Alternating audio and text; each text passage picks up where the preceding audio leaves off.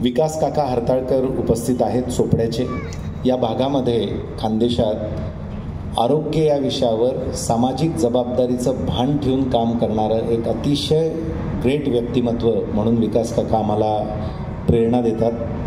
दीपस्तंभ मनोबलमध्येही ते आपल्या संस्थेचे पालक आहेत. काल डॉक्टर रवी काका आमचे आणि काकू नव्हत्या, त्या तुमच्याबरोबर होत्या. आज ते आलेले आहेत, आमच्या घरातले ज्येष्ठ, ज्यांच्या आशीर्वादाने आम्ही हे सगळं काम करतो. आज आपल्याकडे वक्त्या म्हणणार नाही, कारण आज मुलाखत त्यांची आपण ऐकणार आहोत, घेणार आहोत.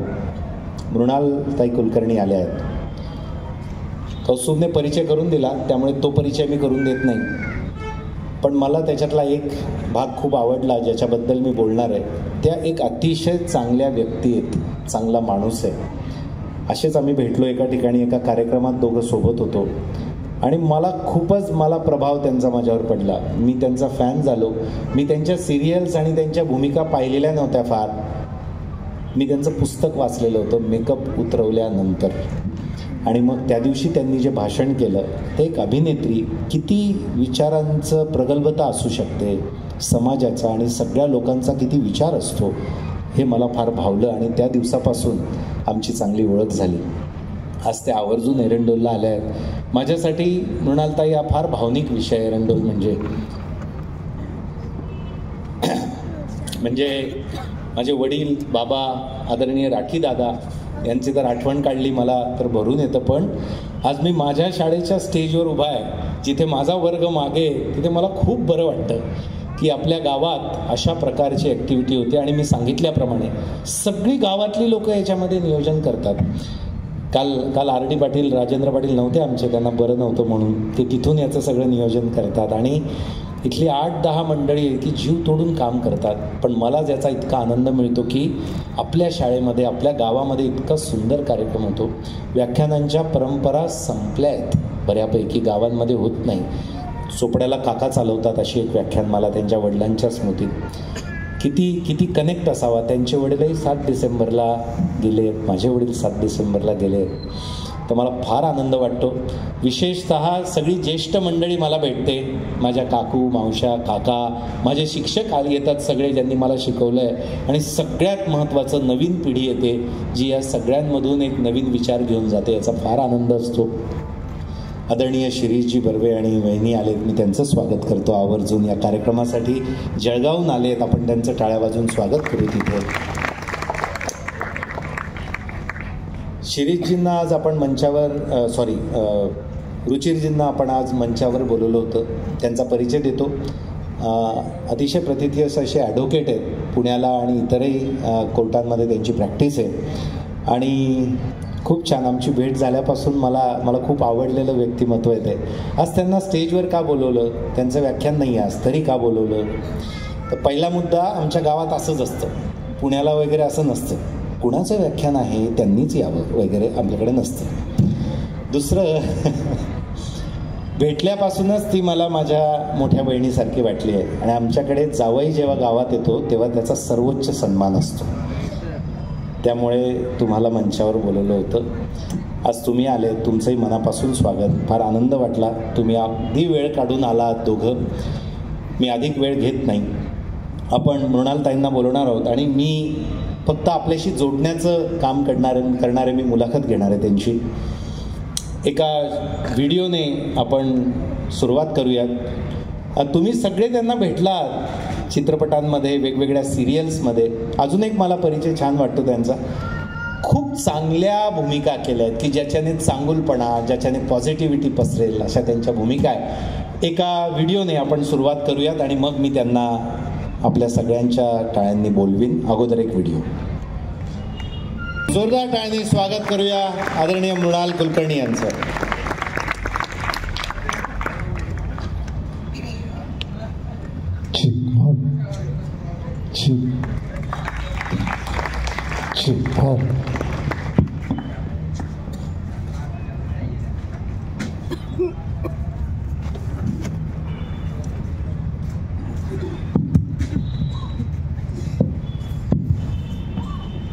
नमस्कार. 2 भाग करणार आहोत आपण मुलाखतीचं. आपल्याला ज्यावेळेस अशा व्यक्तिमत्वाची मुलाखत असते तर आपल्याला त्यांच्या ज्या भूमिका आपण बघितलेल्या असतात त्याच्या मागचं सगळं याच्यात खूप इंटरेस्ट असतो, ठीक आहे ना. पण त्याच्या अगोदर खूप महत्त्वाच्या काही गोष्टी मला तुम्हाला विचारायच्या आहे की ज्या पोचणं सगळ्यांपर्यंत फार आवश्यक आहे.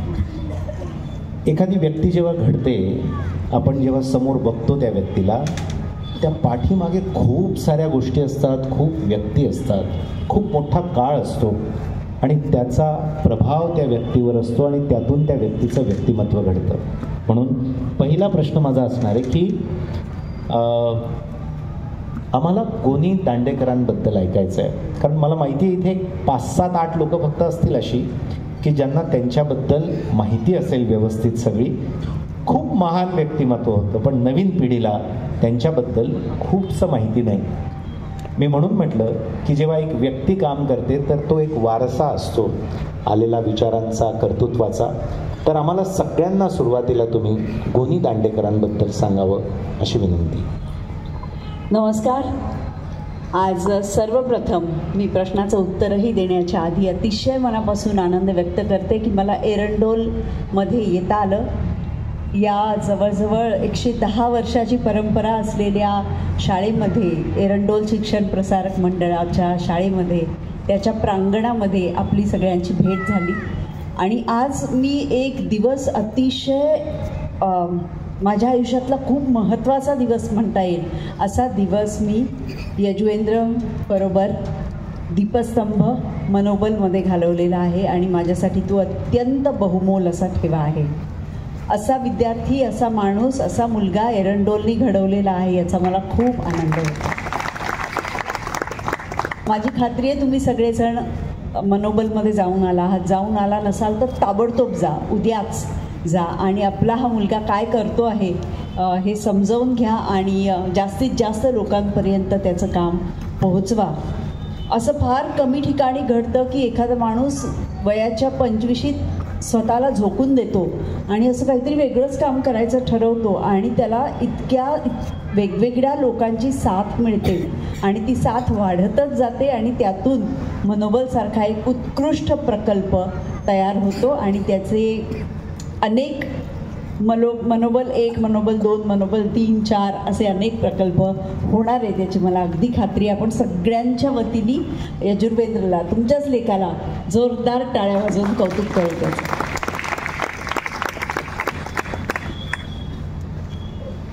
माझी ओळख फार जुनी नाही आहे खरं तर, पण माझी खात्री आहे की आज यजुर्वेंद्रचे आई पण इथे बसले आहेत, रविदादा आहेत, रेखाताई आहेत. या सगळ्या कुटुंबाची पार्श्वभूमी आणि त्यांचं एकत्र राहणं आणि समान मूल्य मानणं हे यजुवेंद्रला घडवण्याच्या मागचं एक महत्त्वाचं कारण असणार आहे नक्कीच. माझ्या बाबतीतही तसंच झालं असं आपण म्हणूया. मला प्रश्न विचारला त्यांनी की गोनी दांडेकर माझे आजोबा हे खूप मोठे लेखक, कादंबरीकार, आपल्यापैकी जे माझ्या पिढीचे, माझ्याहून आधीच्या पिढीचे असतील त्यांनी त्यांची पुस्तकं वाचली असतील, कादंबऱ्या वाचलेल्या असतील, शालेय पुस्तकांमध्ये त्यांचे धडे होते, काही मुलांनी त्याचा अभ्यास केला असेल. नाव ऐकून आपल्याला माहिती असतं पण माणूस काय असतो आपल्याला माहिती नसतं. माझे आजोबा हे एक असा माणूस होता जो संघाचा प्रचारक होता, जो वयाच्या 13व्या वर्षी स्वातंत्र्य लढ्यात भाग घ्यायचा म्हणून कोकणातून पळून गेला, मुंबईला गेला आणि त्यानंतर कधी घरी परतलाच नाही. 13व्या वर्षी हा माणूस मुंबईत होता. त्याला कुठे जायचं, कोणाकडे जायचं, स्वातंत्र्य लढा म्हणजे काय, काय करायचं असतं काहीही माहिती नव्हतं. थोडे दिवस हडेलप्पीचं जीवन झाल्यानंतर कोणीतरी त्यांना गाडगे महाराजांकडे तिथे जाऊन पोहोचले. मग पुढची 4 वर्ष गाडगे महाराजांबरोबर होते, त्यांचे संस्कार त्यांच्यावर झाले. मग गाडगे महाराजांनी त्यांना सांगितलं की आता बाबा रे, तू इतका भल्या घरचा आहेस, तू काही पुढे शिकलं पाहिजे, हुशार आहेस. ते आळंदीला गेले. आळंदीला त्यांनी वेद शिकले, ज्ञानेश्वरी शिकली, गीता शिकली. मग त्यांच्या गुरूंनी त्यांना सांगितलं की तू नर्मदा परिक्रमा कर, म्हणून त्यांनी पायी नर्मदा परिक्रमा केली. त्यानंतर ते पुण्याच्या इतिहास संशोधक मंडळात इतिहासावर काम करत होते. त्यानंतर ते औंधला एक वृत्तपत्र चालवत होते आणि त्यानंतर त्यांनी ठरवलं की मी आता संपूर्ण वेळ लेखन करणार आहे. आणि त्यानंतर जवळजवळ 145 पुस्तकं त्यांनी लिहिली. त्यात कादंबऱ्या आहेत, लघु कादंबऱ्या आहेत, संतचरित्र आहेत. दुर्गांवर काम केलं त्यांनी. बाबासाहेब पुरंदरे आणि माझे आजोबा गोनी दांडेकर या दोघांनी उभ्या महाराष्ट्राला, महाराष्ट्राबाहेरच्या अनेक लोकांना पहिल्यांदा किल्ल्यावर जायला शिकवलं. किल्ले म्हणजे काय असतं ते दाखवलं. शिवाजी महाराज म्हणजे कोण हे त्यांच्यापर्यंत पोहोचवलं आणि शिवप्रेमाचे धडे दिले. तर असा एक ज्येष्ठ साहित्यिक, कादंबरीकार, गड किल्ल्यांवर मनस्वी प्रेम करणारा माणूस, शिवाजी महाराजांचा परमभक्त असा माणूस, अशा माणसाच्या घरात मी जन्मले, त्यांच्या एकुलत्या एक मुलीच्या पोटी. आणि ते संस्कार घेऊन मला वाटतं मी पुढे आले.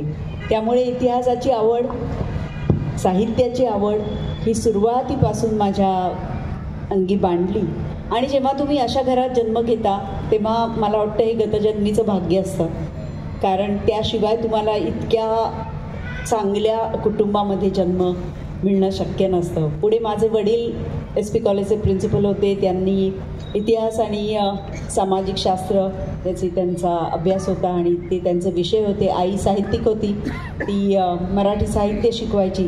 त्यामुळे या सगळ्या वातावरणात वाढताना मला असं वाटतं आपण आपोआप घडत जातो. पुस्तकांचं घर म्हणजे माझे बाबा गमतीने म्हणायचे की आम्ही दोघी बहिणी आहोत आणि आई, की आमच्या घराला जर चुकून, गमतीने म्हणायचे, चुकून आग लागली तर फार पटकन पेटेल घर. का तर म्हणे या 3 बायका आणि पुस्तकं, दुसरं काही नाहीच आहे घरामध्ये, सगळ्या साड्या आणि पुस्तकं. गमतीचा भाग सोडला तर खरोखरच आमचं घर हे पुस्तकांचं घर होतं आणि अजूनही ते पुस्तकांचंच घर आहे. पुढच्या पिढीनेही ते संस्कार घेतलेले आहेत. आणि अशा वातावरणात माझ्या आजोबांकडे अनेक लेखक यायचे, अनेक गायक यायचे. लता दीदींना त्यांनी गीता शिकवली, अभंगवाणी त्यांच्याकडून करून घेतली आहे. म्हणजे लता दीदींचे जे अभंग आहेत ते अभंग आप्पांनी त्यांच्यापर्यंत पोहोचवले आणि मग त्याच्या रेकॉर्ड्स झाल्या. आशाताई आमच्याकडे अजूनही येतात, त्यांना त्यांनी बरंच शिकवलं. हृदयनाथ मंगेशकर किंवा अनेक साहित्यिक, या सगळ्यांचा प्रभाव हा आमच्या घरावर, आमच्या वाढण्यावर होता. आणि त्याच्यामुळे मला वाटतं कुठेतरी तुम्ही जे म्हणता ना की वेगळं, म्हणजे अभिनेत्री आहे पण काहीतरी वेगळं आहे, तर ते काहीतरी वेगळं कुटुंबातनं आलेलं आहे. आपण कोणत्या व्यक्तींना भेटतो, आपण कोणत्या प्रकारची पुस्तकं वाचतो, आपल्यावर कुणाचा प्रभाव आहे, याच्याने आपलं जीवन घडतं आणि पुढे जातं. नाहीतर माणूस तर सारखाच जन्माला येतो. माणसामध्ये इतर काही फरक नसतो बायोलॉजिकली, पण आपण काय ऐकतो, आपण काय वाचतो, कोणाबरोबर राहतो. मला असं वाटतं ताई जसं म्हटलं की तसं भाग्य खरं तर अशा कुटुंबात त्या जन्माला आल्यात. पण आपल्याला अशा प्रकारच्या व्यक्तींना भेटून, त्यांना ऐकून, त्यांची पुस्तकं वाचून आपण सुद्धा अशा प्रकारचं जीवन घडवू शकतो. आणि म्हणून व्याख्यानमाला, म्हणून अशा व्यक्तींना बोलवणं. मी जे म्हटलं त्यांच्या भूमिकांमुळे फक्त त्यांना बोलवलेलं नाही आपण, त्याच्याबद्दलही आपण ऐकणार आहोत. त्याचाही खूप आदर आहे, कारण ज्या पद्धतीने ते करायला लागतं सगळं, त्यालाही खूप साधना लागते. पण त्याच्या आधीचं व्यक्तिमत्व फार महत्त्वाचं असतं. मृणालताई, बालपणीच्या काही गोष्टी सांगा, कारण खूप साऱ्या मुलं इथे आलेले आहेत. तर तुमचं शाळेतलं सगळं जीवन, त्यावेळेसच्या काही गोष्टी, चुकून पडलेला प्रभाव, अनेक लोक तुमच्याकडे खरं तर येत असतील, तर कसं होतं बालपण सगळं? मला आज या व्याख्यानमालेत येऊन इतका आनंद होतो, त्याची 2-3 कारणं आहेत. एक म्हणजे मी पुण्यासारख्या शहरामध्ये जन्मले, वाढले. आम्हाला ना तिथे अनेक गोष्टी अनायास मिळतात. पुण्याला वसंत व्याख्यानमाला असेल किंवा मॅजेस्टिकची व्याख्यानमाला असेल किंवा टिळक स्मारक मंदिरामध्ये घडणारी व्याख्यानं असतील, मुलाखती असतील, साहित्य परिषदेत घडणाऱ्या घटना असतील, या सगळ्याचा संस्कार करून घेणं हे आमच्यासाठी खूप सोपं आणि सहज होतं. पण मला असं जाणवतं की एरंडोलसारख्या शहरामध्ये त्यासाठी प्रयत्न करावे लागतात. तुमच्यासाठी पर्वणी असते की एखादी व्याख्यानमाला आहे किंवा शाळेमध्ये स्नेहसंमेलनासाठी लोकांना बोलवलेलं आहे. पण आताची पिढी यजुवेंद्र किती भाग्यवान आहे, कारण त्यांना एका क्लिकवर हे सगळं बघायला मिळतं आहे. आणि केवळ पुण्या मुंबईतलं नाही, महाराष्ट्रातलं नाही, भारतातलं नाही, तर जगातलं काहीही बघण्याची सोय आता उपलब्ध झालेली आहे आणि खूप मोठी सुविधा आहे. मला राहून राहून आज मनोबलविषयी बोलावंसं वाटतंय सतत, कारण तेवढा प्रभावच माझ्यावर पडला आहे. आपल्यासारख्या लोकांना हे मिळणं एका क्लिकवर, आपल्या एका फोनवर किंवा यूट्यूबवर मिळणं, किंवा त्याचे व्हिडिओज सतत आपण इकडे तिकडे बघत असतो, किंवा थोडं शोधायला गेलो तर आपल्याला अनेक ऑप्शन्स मिळतात त्याचे. पण अंध मुलांसाठी हे व्हिडिओज उपलब्ध करून देणं, किंवा जे मूकबधिर आहेत त्यांच्यासाठी हे अशा प्रकारचं आपण एक्सपोजर इंग्रजीमध्ये ज्याला म्हणतो ते मिळवून देणं, हे काम मनोबल करतं. तर आपल्यासारख्या जे सुदृढ माणसं आहेत त्यांनी तर हे सतत केलं पाहिजे आणि सतत स्वतःला परिपक्व करायचा प्रयत्न केला पाहिजे, असं मला अगदी मनापासून वाटतं. आणि आज ज्याचा उल्लेख केला, जो अँकरिंग करत होता मुलगा, तो इतकं छान बोलत होता. मला वाटलं की असं काही मानण्याची गरज नाही की एरंडोलसारख्या ठिकाणी वगैरे, मला येताना थोडंसं होतं मनामध्ये की छोट्या गावात असं तो सारखं म्हणत होताच. पण असं मला बिलकुल वाटलं नाही. मला तर जास्त वाटतं की जास्ती रूटेड असतात अशा ठिकाणची माणसं. त्यांना स्वतःची संस्कृती, स्वतःचं गाव याच्याबद्दल जास्त प्रेम असतं आणि ते अधिक आस्थेने इथे वावरत असतात. माझं लहानपण पुणे शहरात गेलं, त्यामुळे मला असे कार्यक्रम बघता आले, साहित्यिकांना भेटता आलं आणि हे सगळं सहज उपलब्ध होतं. आताच्या पुण्यात हे नाही आहे बरं का, म्हणजे खूप कमी झालं आहे आता. पण त्या काळामध्ये पुण्यामध्ये हे खूप जोरदार होतं आणि त्याचा प्रभाव माझ्या पिढीवर, माझ्या आधीच्या 2 पिढ्या आणि नंतरची 1 पिढी यांच्यावर निश्चितपणे पडला आहे, असं मला खूप आनंद होतो. आजोबांबरोबर अनेक ठिकाणी, अनेक किल्ल्यांवर मला फिरता आलं. आजोबांबद्दल एक फार गमतीची गोष्ट बोलायचे सगळेजण की हा गोनी दांडेकर हा भटक्या आहे, याला किल्ले फार आवडतात, हा तळेगावला राहतो, पुण्यात असतो, पण या दोन्ही ठिकाणी तो सापडला नाही तर तो कोणत्या तरी किल्ल्यावर भटकतोय असं समजा. त्यामुळे अशा एका भटक्याबरोबर अनेक वर्ष अनेक गड किल्ल्यांवर फिरायचं भाग्य मला लाभलं. आणि त्यांच्याबरोबर नुसतं फिरणं नव्हतं तर ते एखाद्या किल्ल्यावर गेल्यावर त्या किल्ल्याचा जो महत्त्वाचा भाग असायचा तिथे नेऊन तुम्हाला त्या किल्ल्याची सगळी माहिती सांगायचे, इतिहास सांगायचे, त्याचा भूगोल सांगायचे, त्याच्या परिसर सांगायचे, इथे कोणत्या कोणत्या ऐतिहासिक घटना घडल्या ते सांगायचे आणि तो सगळा परिसर आपल्यासाठी जिवंत करायचे. आणि हे त्यांनी मोठमोठ्या लेखक आणि सेलिब्रिटींपासून ते अगदी ज्यांना ज्यांना इतिहासात रस आहे त्यांसाठी केलं, स्वखर्चाने केलं, प्रेमाने केलं आणि शिवप्रेमामुळे केलं. त्यामुळे हे सगळं वातावरण सतत मिळालं. त्यामुळे मला वाटतं एक उत्तम संस्कार होण्यासाठी त्याची फार गरज असते.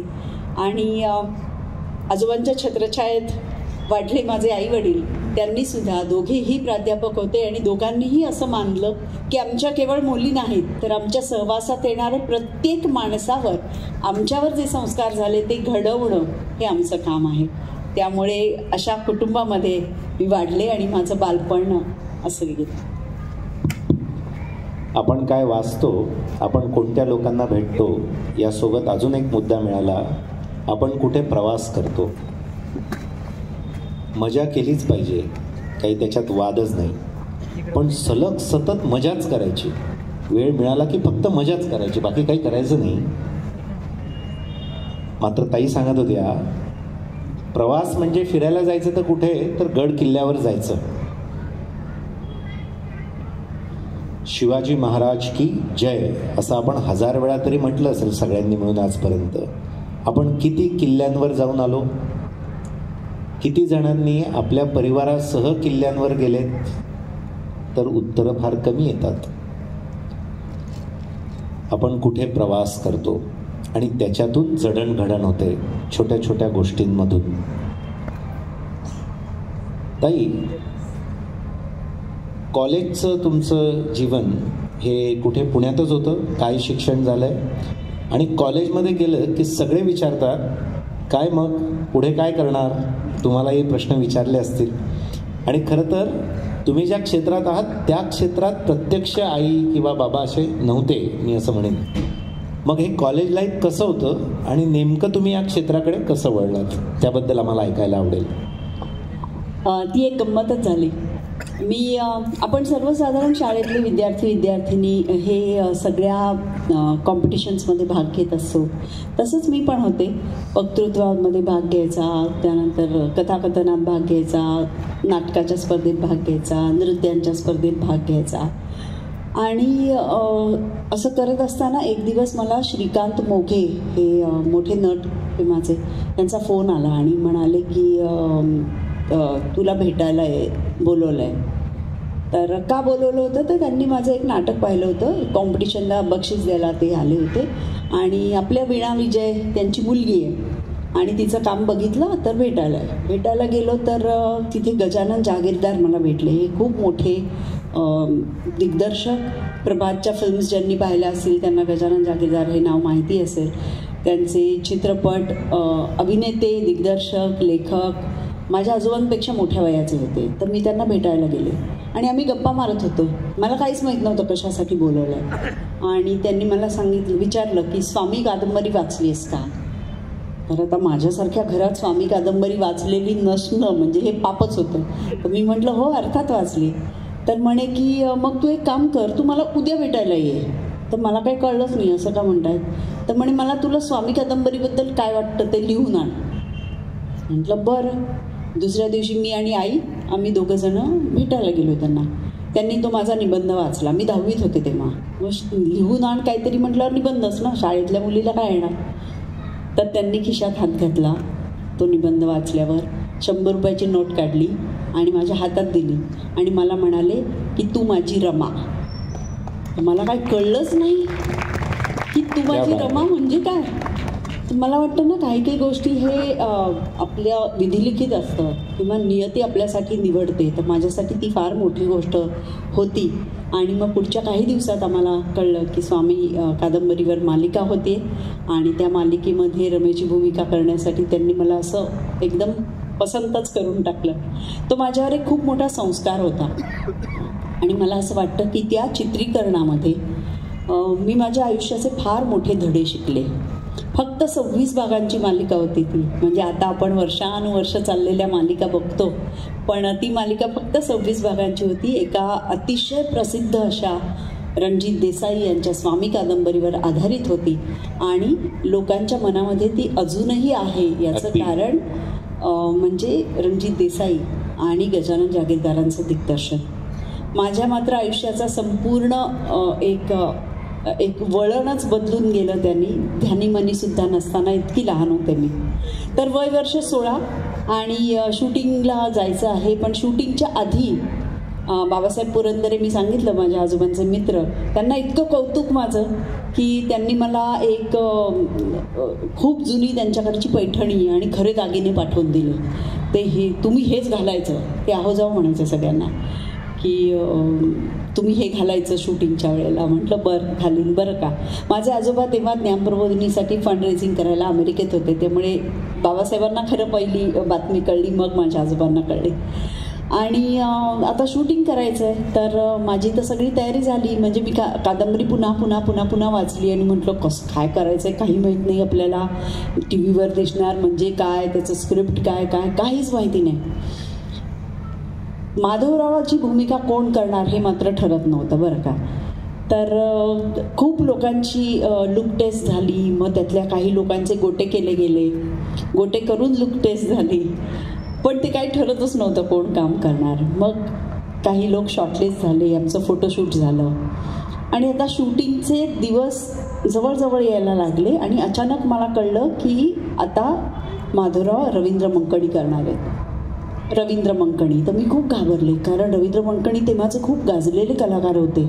आणि एकंदरच कोण कोण होतं स्वामीमध्ये, तर चारुशीला पटवर्धन होत्या, स्वतः श्रीकांत मोघे होते, दया डोंगरे होत्या, सुधीर दळवी होते, बाळ कर्वे होते, सगळे मोठे मोठे लोक. रवींद्र मंकणीसुद्धा माझ्यापेक्षा 17-18 वर्षांनी मोठे. आणि आता माधवराव पण ते, म्हणजे मी एकटीच एवढी 16 वर्षाची मुलगी आणि बाकी सगळे मोठे अभिनेते कसलेले गाजलेले. मला खूप भीती वाटायला लागली. आणि मग शूटिंगचा दिवस आला. आम्ही आपली धडधडत्या हृदयाने गेले. माझी आजी होती माझ्याबरोबर, ती नऊवारी साडी नेसायची बरं का. आणि ती नऊवारी पैठणी नेसवली, मला असे केस करकचून बांधले, खोपा घातला, दागिने घातले, सकाळपासनं बसवलं मला. बरं मला स्क्रिप्टच येईना. आता शाळेत नाटक करताना सुद्धा स्क्रिप्ट असतं आपल्या हातामध्ये, आणि इथे शूटिंगला गेले आणि मला कोणी काही सांगेना की काय घडतंय काय नाही. पुण्याच्या विश्रामबाग वाड्यामध्ये एका खोलीत मला बसवलं होतं. सकाळी 9 वाजता गेले होते मी, संध्याकाळी 7 वाजले, काहीही घडलं नाही. पहिला धडा. चित्रपटसृष्टीमध्ये अतिशय वाट पाहावी लागते, खूप पेशन्स लागतो. पण मला काही कळत नव्हतं. मला असं वाटत होतं की अनेक माधवरावांनी गोटे केले आणि मग ते कॅन्सल झाले. बहुतेक मला नऊवारी साडी नेसून घरी पाठवणार. मी तो दिवसभर कशी कळ काढली आणि घरी जाऊन इतकी रडले. आईला म्हटलं, आई मला काही सांगितलं नाही आज करायला, नुसतं दिवसभर बसवलं होतं, बहुतेक मला पण काढून टाकलंय आणि आपण त्यांना विचारूयात की तसं असेल तर मी नाही जात उद्या, सांगा आम्हाला. आई म्हणाली की हे बघ, आपल्याला जे काम दिलं ते आपण निष्ठेने करायचं, तुला उद्या परत बोलवले ना परत जायचं. मी गेले परत. दुसरा दिवस. नऊवारी साडीचे प्रॉब्लेम सगळ्यांना माहिती आहेत. नऊवारी साडी, खोपा, दागिने, परत बसली. परत सकाळपासून संध्याकाळपर्यंत काहीच नाही.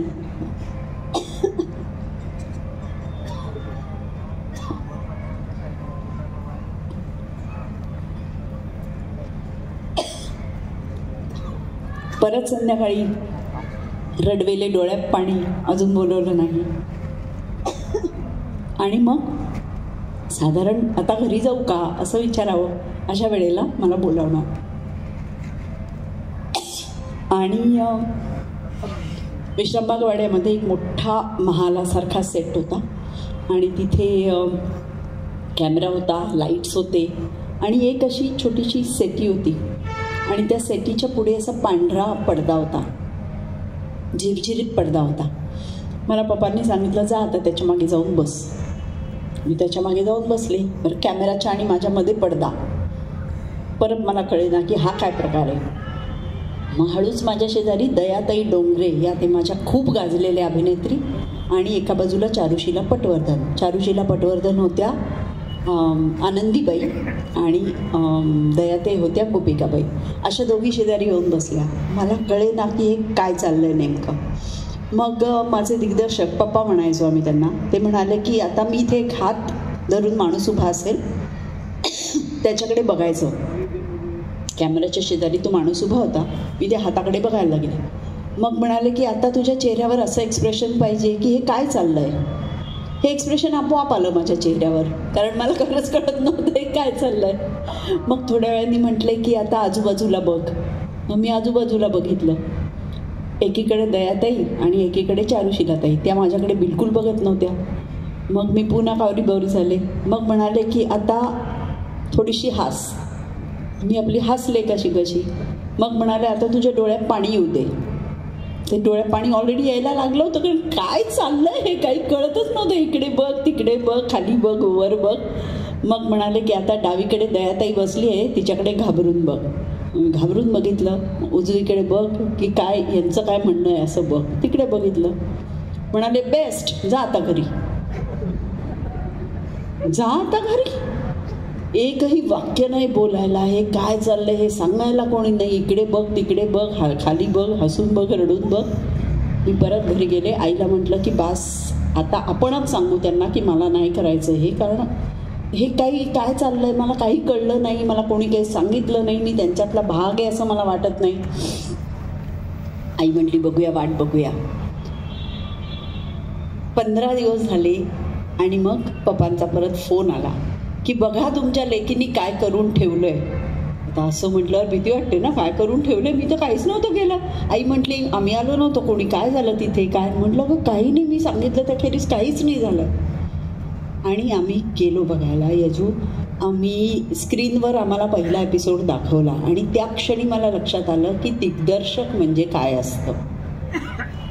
हा सीन काय होता तर माधवराव पेशवे वयाच्या 16व्या वर्षी पेशवे झाले आणि राघोबा दादा आणि त्यांचा काका यांना डावलून त्यांना पेशवे करण्यात आलं. सीन असा होता की राघोबा दादा पेशव्यांनी जवाहरखान्यातनं काही दागिने घेतलेत आणि ते परत केले नाहीत, म्हणून माधवराव दरबारामध्ये त्यांचा अपमान करतात आणि म्हणतात की आत्ताच्या आत्ता ते आणून द्या दागिने सगळे, नाहीतर आम्ही तुम्हाला शिक्षा देऊ. सीन हा चालू होता. पडद्याच्या मागे आम्ही तिघी बसलो होतो. एकीकडे माझी सासू होती, एकीकडे राघोबा दादांची पत्नी होती. जेव्हा माधवराव राघोबा दादांना सांगतात की आम्ही तुम्हाला शिक्षा करू, तेव्हा मला घाबरायचं होतं. जेव्हा सांगतात की आता सासूबाईंना काय वाटेल, म्हणून मला सासूबाईंकडे बघायचं होतं. मग त्यांच्या बायकोला काय वाटलंय हे बघण्यासाठी मला आनंदीबाईंकडे बघायचं होतं. आणि त्या दोघी रागावून निघून जातात. त्यानंतर मला कौतुकाने त्या नवऱ्याकडे बघायचं होतं. हा सगळा प्रसंग दिग्दर्शकाला माहिती होता आहे काय चाललंय आणि माझं त्याच्यात कुठे कुठे शॉट्स लागणार आहेत. त्यामुळे त्यांच्या दृष्टीने माझं काम सोपं होतं. इकडे बघ, तिकडे बघ, हसून बघ, रडून बघ आणि आनंद होऊ दे. आणि मी मात्र हाताकडे बघून काय वेडेसारखं करत होते, माझं मला काही समजत नव्हतं. त्या क्षणी मला कळलं की हे कॅमेरा, चित्रपट, मालिका हे संपूर्णतः दिग्दर्शकाचं माध्यम आहे. त्याला माहिती असतं आपल्याला काय शूट करायचं आहे आणि तो ते तसं चित्रित करतो आणि मग ते तुकडे जोडून जोडून जोडून आपल्याला एखादा एपिसोड दिसतो किंवा एखादा चित्रपट दिसतो. तर माझ्यासाठी चित्रपटसृष्टीची काय म्हणूया माझी एंट्री काही दमदार वगैरे नव्हती. रडत रडत एंट्री केली मी कारण मला कळत नव्हतं माझ्याबरोबर काय चाललं आहे. पण त्या एका अनुभवाने मला कॅमेराच्या मागे चाललेल्या प्रत्येक गोष्टीबद्दल इतकं कुतूहल निर्माण केलं आणि मग त्याचं पर्यवसान कुठेतरी मी पुढे जाऊन दिग्दर्शक बनले याच्यामध्ये झालं. त्यामुळे अशी माझी स्वामींनी सुरुवात झाली. आणि त्याची गंमत एवढी झाली की जेव्हा स्वामी प्रक्षेपित व्हायला सुरुवात झाली तेव्हा दूरदर्शन हे एकच चॅनल होतं. त्यामुळे लोक अतिशय प्रेमाने स्वामी बघायचे आणि रवींद्र मंकणी मला अजूनपर्यंत चिडवतात. ते तर वयाने अनुभवाने माझ्यापेक्षा एवढे मोठे की तुझं कौतुक एवढं कसं, म्हणजे ते गाणं आहे ना, रवी मी चंद्र कसा मग मिरवी तसे, असं मला म्हणतात ते की तुझं कौतुक एवढं जबरदस्त झालं ते म्हणजे फारच मज्जा. आणि मलाही खरंच मज्जा वाटते कारण एखाद्या क्षेत्राचा अनुभव नसताना आपल्याला प्रेक्षकांनी स्वीकारायचं, कौतुक करायचं, प्रेम करायचं आणि स्वामीतली रमा म्हणजे कोण तर मृणाल असं अनेक वर्ष म्हणायचं, याला खरोखरच मला वाटतं भाग्य लागतं. वा. स्वामीचा विषय निघालाय तर आपण स्वामी त्या सिरियलचा काही भाग आपण बघूयात.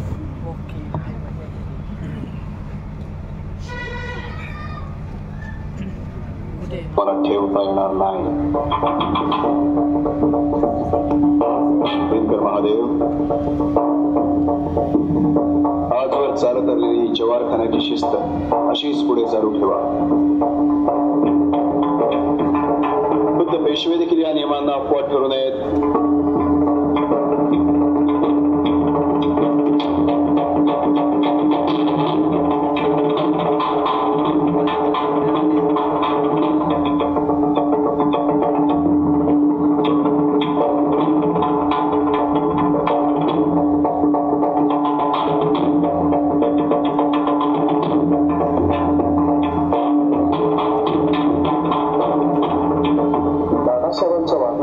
चमत्कारिकच झालं नाही, पण माझ्यामुळं नाही. आपली काहीच चुकलं नाही. तुमचं काहीच चुकलं नाही. हो, खरं तर हा प्रकार घडायलाच नको होता. हो, पण आता काय होतं, होईल ते होईल. चला.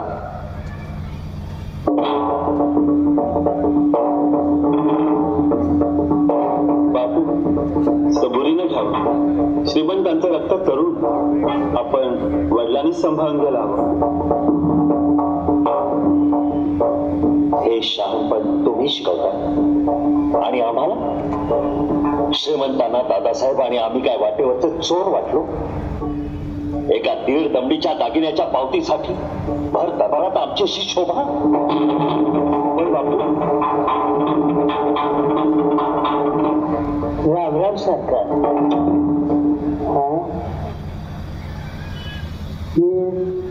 असं कधी झालं नाही.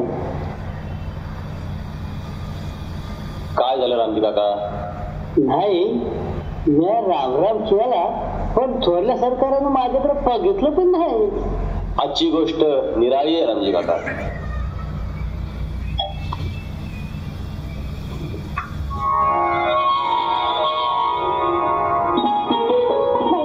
अगं निरंजन कुठे आहे?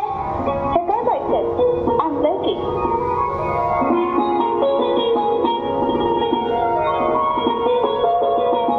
गोविंद विराट जी पाहिजे. सोनबाई, ओवाळण्याची तयारी झाली? हो झाली. माधव येईलच इतक्या.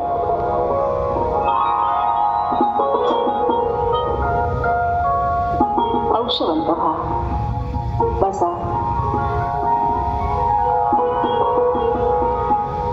सोनबाई, ओवाळतेस ना? पण कशाबद्दल? माधवा, आज शनिवार वाड्यात पेशवा आल्यासारखं वाटलं. अलीकडं माझी आशाच मावळत चालली होती. आपल्या वडिलांच्या पुण्याईचं स्मरण आपल्याला राहावं, विश्वासरावांचे भाव आपण शोभावे तेवढीच आमची इच्छा. आई साहेब, आपल्या इच्छेच्या बाहेर आम्ही आहोत. ते आम्हाला ठाऊक आहे.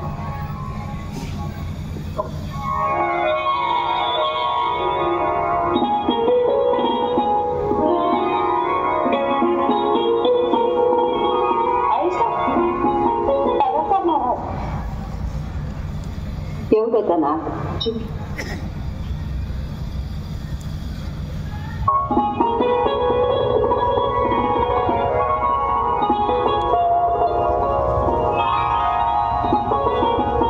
मोजराव वहिनी सर. बसा. ठीक. 1986 सालची ही सिरियल असणार आहे.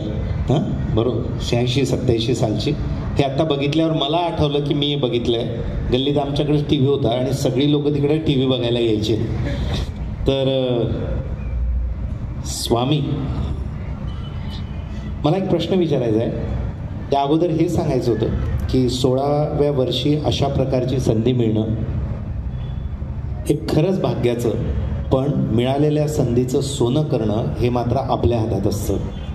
अशा अनेक संधी काही लोकांना आल्याही असतात, पण मृणालताईने त्याचं सोनं केलं. इतकी सुंदर संधी त्यांना मिळाली.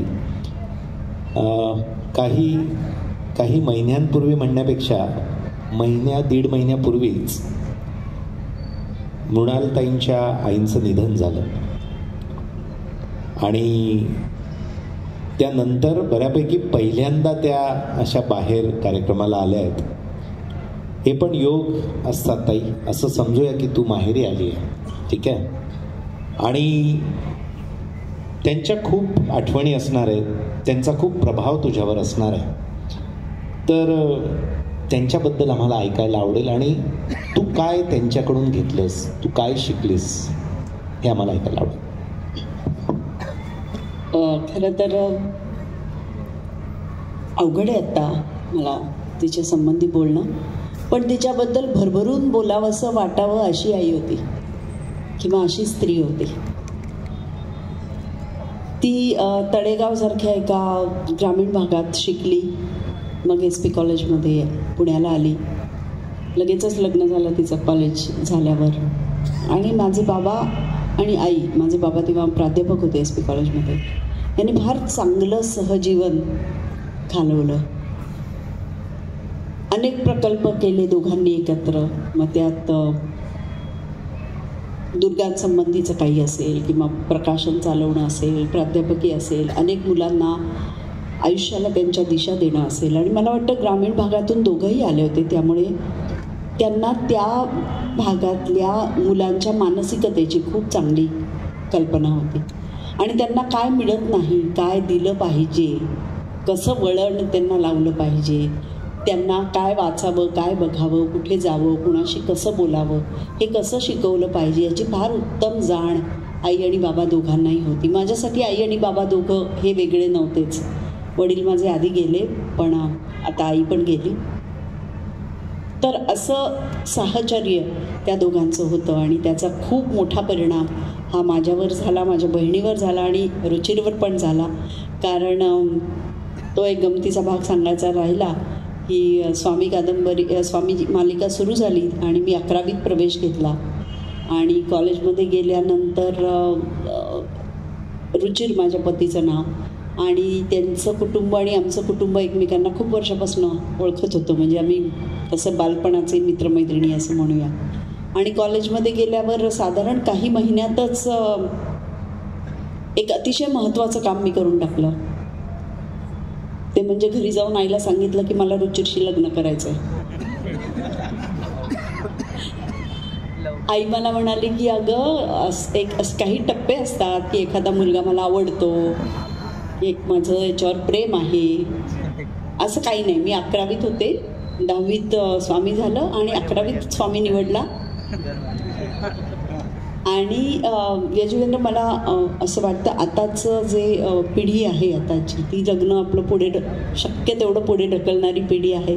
पण आम्ही दोघांनी सगळे डिसिजन्स आमचे आयुष्याबद्दलचे, शिक्षणाबद्दलचे आम्ही एकत्र घेतलेले आहेत आणि आम्ही एकत्र वाढलो आहोत. मला वाटतं ह्याचा सुद्धा कुठेतरी संबंध माझ्या आईवडिलांच्या साहचर्याशी आहे आणि त्यांच्या सहजीवनाशी आहे की हे जे काही आहे, कुटुंब आहे किंवा आपलं जे काही घर आहे ते आपलं सगळ्यांचं मिळून आहे. आपण सगळ्यांनी मिळून वाढायचं आहे, सगळ्यांनी मिळून एकमेकांना शिकवायचं आहे, सगळ्यांनी मिळून एकमेकांच्या कार्यक्रमांमध्ये भाग घ्यायचा आहे, सगळ्यांनी एकमेकांना प्रोत्साहन द्यायचं आहे. या पद्धतीचं वातावरण माझ्या घरी होतं आणि यात खूप मोलाचा वाटा माझ्या आईचा होता. कारण जे जे काही चांगलं तू मगाचपासून म्हणतोयस, वाचलं पाहिजे, पाहिलं पाहिजे, ऐकलं पाहिजे, ते सगळं आमच्या कानावर पडायला पाहिजे यासाठी ती अतिशय आग्रही असायची. आणि त्यामुळे कोणतीही गोष्ट आज वाचली, ऐकली तरी आपल्याला त्याबद्दल माहिती नाही असं कधी नसतं. तर हा संस्कार मला माझ्या आईने दिला. माणसांना जोडायचं कसं, जोडून ठेवायचं कसं, हा संस्कार आईने दिला. आणि अतिशय प्रसन्न अशी व्यक्ती होती. बाबा तुझ्यासारखे होते, एकदम असे हरहुन्नरी आणि सारख्या कल्पना सुचायच्या आणि अतिशय उत्साह असायचा आणि सतत काहीतरी करायचं असायचं त्यांना. आई त्यांना सपोर्ट करायची, पण सांभाळून करा, मी आहे, मी तुमच्या बरोबरच आहे सगळ्या गोष्टीत, पण सुचणं आणि करणं यामधला जो काही फरक असतो ते थोडा बॅलन्स आईने शिकवला. आणि तशीच एक काल छान जोडी मला सापडली, ती म्हणजे रविदादा आणि रेखाताई. तर असं कुटुंब असलं ना किंवा अशी माणसं आपल्या सहवासात असली की खरोखरच आपलं जीवन सोन्याचं होतं. आणि असे आईबाबा मला लाभले, माझं भाग्य आहे. मी नंतरचा प्रश्न जो विचारला असता त्याचं उत्तर आधीच त्यांनी दिलं, रुचिरजींचं, की कसं तुम्ही एकमेकांना भेटला. स्वामी एक छोटीशी गंमत सांगायची की मगाशी तू म्हणताना असं म्हटलास की रुचिरला स्टेजवर बोलवलं, याचं कारण आहे की जावई गावाचा जावई आहे म्हणून. पण त्याला स्टेजवर बोलवलं याचं सगळ्यात जास्त समाधान मला वाटतं, कारण आज मी जी काही आहे ती या माझ्या जोडीदारामुळे आहे. आपण आपली स्वप्न काहीही असली तरीसुद्धा आपल्याला घरातून आपल्या जोडीदाराची तितकीच भक्कम साथ असणं हे अतिशय महत्त्वाचं असतं. आणि विशेषतः माझ्या क्षेत्रासारख्या क्षेत्रात जर काम करायचं असेल तर फार चांगला जोडीदार असणं आणि त्याला ते क्षेत्र माहिती असणं आणि आपल्यावर त्याचा 100% विश्वास असणं, या दोन गोष्टी अतिशय महत्त्वाच्या असतात. त्यामुळे तो तिथे आहे म्हणून आज मी इथे आहे. मी जेव्हापासून त्यांना भेटलोय तेव्हा माझ्या मनात जो एक प्रश्न होता की ही इतकी केमिस्ट्री कशी, म्हणजे वकील आणि एक क्षेत्र म्हणजे काहीच नाही, कुठल्याच पोलवर नाही आहे, पण हे इतकं कसं. आणि कालपासून तर आम्ही सोबत आहे, मी बघतोय की किती परफेक्ट सपोर्ट सिस्टीम आहे किंवा किती छान एकमेकांबरोबर आहे. आणि ती कशी आहे, कायम लाईमलाईटमध्ये ना, तुमच्या लक्षात येते ना. आणि अशा आपल्या जोडीदाराबरोबरची सपोर्ट सिस्टीम करणं, तर मला त्याची सगळी उत्तरं आता समजत आहेत की कसं एकमेकांबरोबर जुळत आलेलं आहे. रुचिरजी बहुत बढिया. अर्थात हे सगळं वाटतंय तेवढं स्मूथ नाही आहे, तसं कोणत्याच घरात नसतं नाही का. अशा एकदम जोरात येतो इकडनं. म्हणजे स्वभावाची 2 विरुद्ध टोकं आहेत, पण तरी हे तुझं आणि हे माझं असं नाही, जे काय आहे ते आपलं आहे हे नक्कीच आहे. म्हणजे गमतीने सांगायचं तर माझी रास मेष आहे, त्यामुळे माझ्या मनात आलं की मी लगेच करते. काल बघितलंच ना, मला वाटलं ते चढावं असं मी लगेच चढले. पण रुचिरची रास तूळ आहे, त्यामुळे तो प्रत्येक गोष्टीचा असा विचार करून मग सगळं ते ठरवून मग करतो. मग मी कधी कधी म्हणते, अरे ते 2 तराजू तुझे आता थांबायचे कधी आणि डिसिजन व्हायचा कधी. पण तो जो डिसिजन घेतो तो इतका व्यवस्थित असतो की माझं थोडंसं फास्ट अविचारी असतं असं पण म्हणू, किंवा धाडसी असतं असं म्हणू, पण त्याच्या मागे जो विचार लागतो आणि जी विचाराची बैठक लागते ती मात्र त्याची आहे. असे अनेक खटापटी घडत असतात. मी एक छोटीशी कविता म्हणते, मला असं वाटतं आवडेल सगळ्यांना. पुरुषांच्या म्हणजे ही रुचिर म्हणतोय असं समजा बरं का. एकूणात बरं चाललं होतं आमचं. हां, सगळ्या नवऱ्यांची कविता आहे, कारण मला इकडनं छान प्रतिसाद मिळतो, तिकडनं हवा आहे जरा. तसं एकूणात बरं चाललं होतं आमचं. मग अचानकच ती म्हणाली की सगळं छान चाललंय रे आपलं, फक्त ते तुझं अमुक अमुक बदललंस तर. तिला बरं वाटावं म्हणून मी माझं अमुक अमुक बदललं. मग मला वाटलं की अरे वा, आता सगळं झकासच चाललंय. असं असताना थोड्याच दिवसांनी ती म्हणाली की हां, हे आता सगळं नीट आहे, फक्त मला तुझ्या त्यात तमुक तमुकचा खूप राग येतो. झालं, तिला आवडत नाही म्हणून मी तमुक तमुक, तिला राग येतो म्हणून मी तमुक तमुक करणं सोडून दिलं. पुन्हा मला वाटायला लागलं की आमची गाडी आता फारच सुरळीत चालली आहे. ती म्हणाली हां, आता सगळं ठीक आहे, फक्त तुझं हे जरा बदल की तू. मग तिला आवडत नाही म्हणून मी माझं हे बदललं. आणि पुन्हा मी वाट बघायला लागलो, आता तर हिची काही तक्रार नसेल. पण आलीच तक्रार. थोडे दिवसांनी ती म्हणाली की आता सगळं करेक्ट आहे, हा परफेक्ट आहे, आता फक्त ते बदलून टाक. आणि मग थोडे दिवसांनी मी माझं अमुक अमुक, तमुक तमुक, हे ते सगळं बदलून टाकल्यावर ती म्हणते, छे, तू काय पूर्वीसारखा राहिलाच नाहीस. क्या बात आहे. मला जो प्रश्न विचारायचा होता बरोबर त्याच्या अनुषंगाने तू कविता म्हटलीस. परफेक्ट मॅच नावाची संकल्पना जगात नसतेच खरं तर, पण प्रत्येकाला असं वाटतं की परफेक्ट मॅच मिळायला पाहिजे, पण तसं कधीच नसतं. मग हे परफेक्ट मॅच नसलेले 2 लोक जे एकत्र येतात, तर त्याच्यामध्ये नेमकी भूमिका कशी असली पाहिजे याच्याबद्दल थोडंसं सांग. सगळ्यात महत्त्वाचं तू पहिलं वाक्य बोललं असते की परफेक्ट मॅच नसतात, हे पहिलं समजून घेतलं पाहिजे. दुसरी गोष्ट, आपण दोघे वेगळे आहोत म्हणूनच आपण एकमेकांबरोबर आहोत, हेही लक्षात घेतलं पाहिजे. आणि तिसरी सगळ्यात महत्त्वाची गोष्ट म्हणजे, मी नेहमी म्हणते तसं की हे जे काही आहे आपलं सहजीवन, हे दोघांचं आहे आणि दोघांनी मिळून हा गाडा आपल्याला चालवायचा आहे. कुठेतरी क्लॅरिटी असली पाहिजे, तर मला वाटतं गोष्टी सोप्या होतील. मला याच्यावरनं माझ्या पहिल्या दिग्दर्शकीय चित्रपटाची आठवण झाली. प्रेम म्हणजे प्रेम असतं हे आणि आमचं अगदी सेम असतं. नाही, अजिबात सेम नसतं. या सेम नसतं या कल्पनेतूनच हा चित्रपट मी लिहिला. माझ्या बाबांनी मला एक संस्कृत सुभाषित सांगितलं एकदा.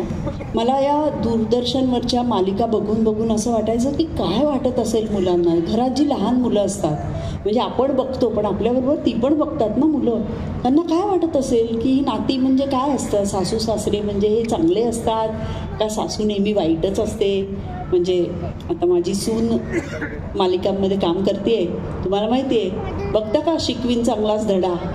हां, ती त्यांची सून, ती माझी सून आहे बरं का, विराजसची बायको. तर तिची जी आहे सासू, काय नाव आहे, भुवनेश्वरी, करेक्ट. ती कशी आहे, आमच्याकडे चालत नाही असं, सुनबाई असं बोल नका वगैरे असली आहे ती. तर हे घरी बघताना लहान लहान मुलींना काय वाटत असेल की सासू अशा असतात का, त्या भांडतात का, अरे बापरे लग्न म्हणजे डेंजर दिसत आहे. तरुण मुलींना जर असं वाटत राहिलं तर लग्नसंस्थेबद्दल काय वाटेल त्यांना. तर असे अनेक प्रश्न माझ्या मनात असायचे. तेव्हा मी लोकमत आणि सकाळसाठी गेस्ट एडिटर म्हणून लिहायचे आणि माझ्या अनेक लेखांचे विषय पण हेच असायचे की लग्नसंस्था, विवाहसंस्था, जोडीदार, माणसं एकमेकांची कशी वागतात, काही पुस्तकं याबद्दल मी लिहायचे. तर त्यातच बाबांनी मला एक संस्कृत सुभाषित सांगितलं. ते म्हणाले की लग्न म्हणजे काय असतं. तर लग्नामध्ये मुलगी काय म्हणते, कन्या वर्यते रूपम, मुलगी रूप बघते मुलाचं. माता वित्तम, आई म्हणते हां दिसायला वगैरे ठीक आहे सगळं, पैसे किती कमावतो सांगा. पिता श्रुतम, पिता म्हणतो की त्याची ख्याती काय, व्यसनं नाहीत ना बाबा, कोणाचं संगत आहे, कुठे आहे ते आधी बघून घ्या. कन्या वर्यते रूपम, माता वित्तम, पिता श्रुतम, बांधवा कुलमिच्छन्ति, नातेवाईक असतात ते कुळ विचारतात की कोणाचा मुलगा, कुठल्या गावचा, नातेवाईक कोण आहेत, गोत्र काय आहे. कन्या वर्यते रूपम, माता वित्तम, पिता श्रुतम, बांधवा कुलमिच्छन्ति आणि भोजनम इतरे जनः, म्हणजे आपण सगळे फक्त भोजनासाठी जातो. मग तो मुलगा आणि ती मुलगी यांचं जे सहजीवन सुरू होणार आहे त्या सहजीवनामध्ये आपलं काही मदत असते का, तर खरं म्हणजे नसते. असली तरी थोडीशी लांबून असते. आपण मत सांगतो किंवा आपण कधीतरी बैठक घेऊ, काहीतरी त्यांना समजावून सांगू, 4 गोष्टी, कधी कधी जाऊ त्यांच्याकडे, कसा चाललाय संसार बघू. पण रोज 24 तासाचा संसार फक्त त्या दोघांना करायचा असतो आणि त्यात इतर कोणाचाही हात नसतो, चांगला अथवा वाईट. जेवायला आपण जाताना काय म्हणतो, ची पनीरचीच भाजी केली, आता एवढं एरंडोलमध्ये आलो आणि शेवभाजी परत, काहीतरी वेगळं तरी करायचं, पालक पनीर वगैरे, जरा पंजाबी जेवण ठेवायचं, चायनीज मेनू ठेवूया, मी पैठणी नेसणार आहे, मग सूट घालायचं आहे का, मग दागिने काढूया बँकेतनं. हे आपला काही खरं संबंधच नसताना आपलीच चर्चा चालू असते. आणि त्या सहजीवनाशी तर कोणाचं खरं म्हणजे काही देणं घेणं नसतं. पण हे आपल्यापैकी फार कमी लोकांना समजतं. पुण्या मुंबईकडे तर सांगते जो तुला जवळजवळ 50, 60, 70 लाख रुपये किंवा काही लोक तर कोटी रुपये त्या सोहळ्यावर खर्च करतात, ज्याचा त्या मुलांना उपयोगच नसतो. तो सोहळा कोणासाठी असतो, भोजनम इतरे जना, इतरांसाठी असतो फक्त. तो काय सिद्ध करायचं असतं ह्याच्यावर. जर मी गमतीने म्हणते की 15 दिवसानंतर अशी 10 मुलं आणि मुली उभे केले आणि म्हटलं सांगा बरं कोणाचं लग्न कोणाशी झालं, आपल्याला नाही सांगता येणार. नाही, लग्नाला येणारे इतकी जबरदस्त तयारी करतात की नवरदेव नवरी कोण आणि लग्नाला आलेले कोण तेच आजकाल लक्षात येत नाही. तर असं असताना मला वाटतं की पती पत्नींनी सहजीवनावर अतिशय काम केलं पाहिजे. कारण हे एकमेव नातं असं असतं की जे रक्ताचं नसतं. आई वडील रक्ताचं नातं आहे, बहीण भावंड रक्ताचं नातं आहे, ही सगळी रक्ताची नाती असतात. आपले कुटुंब हे रक्ताचं असतं. एकच माणूस असतो ज्याचं आपलं रक्ताचं नातं नसतं, तो म्हणजे आपला नवरा किंवा आपली बायको, आणि त्यांच्याबरोबर आपल्याला उभं आयुष्य काढायचं असतं. कधी कधी आपण त्याला लग्नाच्या आधी पाहिलेलंही नसतं. कधी कधी आपल्याला लग्न झाल्यावर काही दिवसांनी कळतं की हे असं आहे, अरे बाबा, किंवा हे बरोबर नाहीच आहे, आपल्याला तेव्हा काहीच कळत नव्हतं. पण तरी आता आपण हे चालू ठेवायचं आहे. तर प्रेम म्हणजे प्रेम म्हणजे प्रेम असतं हा माझा पहिला चित्रपट. आणि त्याच्यामध्ये मी 4 पिढ्या दाखवल्या.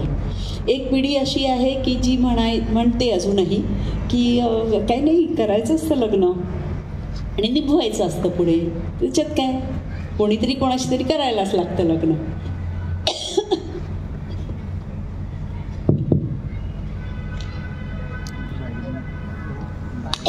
त्यांनी जितक्या भूमिका आपण बघितल्या आहेत वेगवेगळ्या, त्यासोबत त्या दिग्दर्शिका पण आहेत.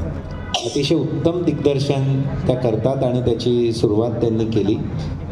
तो जो पहिला चित्रपट आहे त्याबद्दल आता ते सांगतायत. त्याचा एक छोटासा व्हिडिओ आपण दिग्दर्शनाचा आपण एक बघूयात. दिग्दर्शनाचा प्रेम म्हणजे प्रेम असंच दाखव आहे ना, आपल्या दिलेल्या याच्यामध्ये आहे ते.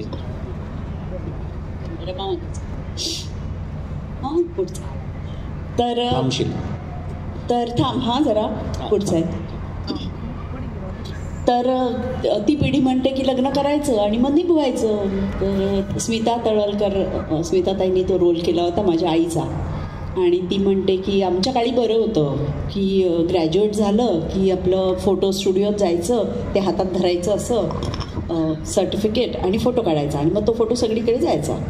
तर म्हणे की मग स्थळ दाखवण्यासाठी तोच फोटो असायचा सगळीकडे. एकदा आम्ही म्हणे त्याला मैत्रिणी शो लावणं म्हणायचो स्थळं बघण्याला. माझे 2 शोज लागले, तुझे किती, माझे 10 झाले असं. तर एकदा म्हणे माझे 2 शोज लागले होते, एक मॅटिनी आणि एक इव्हनिंग. मला मॅटिनीवाला आवडला होता पण घरच्यांना इव्हनिंगवाला पसंत पडला. मग काय इव्हनिंगवाल्याशी लग्न केलं. सगळा संसार झाला, 2 मुली झाल्या, आता वय झालं आमचं, रिटायर झाले हे. आम्ही छान केसरी टूर्सबरोबर फिरायला जातो. काय बिघडलं, सगळं व्यवस्थित झालं. लग्न म्हणजे असंच असतं. एक पुढची पिढी आहे जी पिढी विचार करते की बहुतेक माझा डिसिजन तेव्हा चुकला किंवा हा माणूस असा असेल असा मला तेव्हा अंदाज नाही आला. 20-21व्या वर्षी काय अक्कल होती मला. पुरुषांनाही असं वाटतं कधी कधी, बायकांनाही वाटू शकतं. आणि आम्हाला मुलं झाली आहेत आणि आता ती मुलं आहेत म्हणून आम्ही एकत्र आहोत, अशी एक पिढी. तिसरी पिढी जी त्यांना पटकन लग्नच करायचं नाही आहे. त्यांचं वय 25, 26, 27, 28, आता 30, 31, 32 आणि मग आईवडिलांना चिंता वाटते, अरे बाबा करायचं आहे की नाही लग्न, काय गं आता खूप झालं वय, आता करायला पाहिजे ना वगैरे, अशी एक पिढी. सगळे विचारतात. हो, सगळे विचारतात आम्हाला. पण त्यांना माहिती नसतं की मित्र किंवा मैत्रीण कोण आणि पत्नी आणि पती कोण. म्हणजे हा हजबंड मटेरियल आहे का, ती वाईफ मटेरियल आहे का वगैरे अशा चर्चा असतात. आता त्यांना करिअर महत्त्वाचं वाटतं, स्वतःच्या पायावर उभं राहिलेले असतात मुली. आणि मग समजत नाही की आपल्याला लग्न केलं तर आपल्या पायात बेड्या पडणार आहेत, आपल्यावर निर्बंध येणार आहेत का आपल्याला पुढे काम करायला सपोर्ट मिळणार आहे. ही तिसरी पिढी. आणि चौथी पिढी आहे ती आपल्या घरी आपल्याबरोबर तुला शिकवीन चांगला धडा बघते. आणि ती का बघते याचं उत्तर आपल्याकडे आहे. तो मुलांसाठी आहे का शो. आता हा माझ्या सुनेचा आहे बरं का, बघा तुम्ही सगळ्यांनी बघा प्लीज कारण चालू दे चांगला शो. पण आपल्याला हा विवेक नसतो की आपल्या घरातल्या मुलांनी, लहान मुलांनी आपल्याबरोबर दूरचित्रवाणीवर काय बघितलं पाहिजे. एक छोटा आणखी किस्सा सांगते. माझी एक मालिका होती गुंतता हृदय हे, आणि त्याच्यामध्ये असं होतं की माझा नवरा संदीप कुलकर्णी त्याने ती भूमिका केली होती आणि त्याचं बाहेर अफेअर चालू आहे आणि मी सामान्य गृहिणी आहे आणि मला कधीतरी कळतं की हे चालू आहे आणि मग मी त्याचा तपास घ्यायचा प्रयत्न करते. गृहिणी असते पण मी माझ्या पद्धतीने तपास घेते आणि त्याला शेवटी चांगला धडा शिकवते. ह्याचं प्रचंड लोकप्रिय मालिका होती. 6 महिन्याची छोटी मालिका होती आणि ती चालू असताना सकाळचा एक कार्यक्रम होता औरंगाबाद किंवा असं कुठेतरी, आणि माझी मुलाखत होती आणि मुलाखत चालू असताना ना आपलं असं लक्ष असतं ना की कोण बघतंय कोणाचं. मग अशी मी जसं म्हटलं की इकडनं जरा कमी हसतायत म्हणून कविता ऐकूया वगैरे, तसं मी बघत होते आणि ती बाई अशी विचित्र बघत होती माझ्याकडे पूर्ण मुलाखतभर. आपलं असं मध्ये मध्ये लक्ष जातं की काय चाललंय काय चालतं, ती बघतेच आहे आणि नॉर्मल नाही वाटत. कार्यक्रम संपला. कार्यक्रम संपल्यावरती वर आली आणि माझ्या मागे उभी होती आणि लोक सह्या घेत होते, फोटो काढत होते आणि मला जाणवत होतं की तीच व्यक्ती मागे आहे माझ्या. आणि मग सगळे गेल्यावर ती आली आणि असं माझा हात पकडला, खूप घट्ट पकडला. तर मी थोडी नर्वस झाले की म्हटलं हे काय प्रकरण आहे माहीत नाही आपल्याला. आणि मी म्हटलं नमस्कार. तर ती म्हणाली की तुम्हाला माहिती आहे का मी तुमची मालिका रोज बघते. म्हटलं हो का, वा वा किती छान.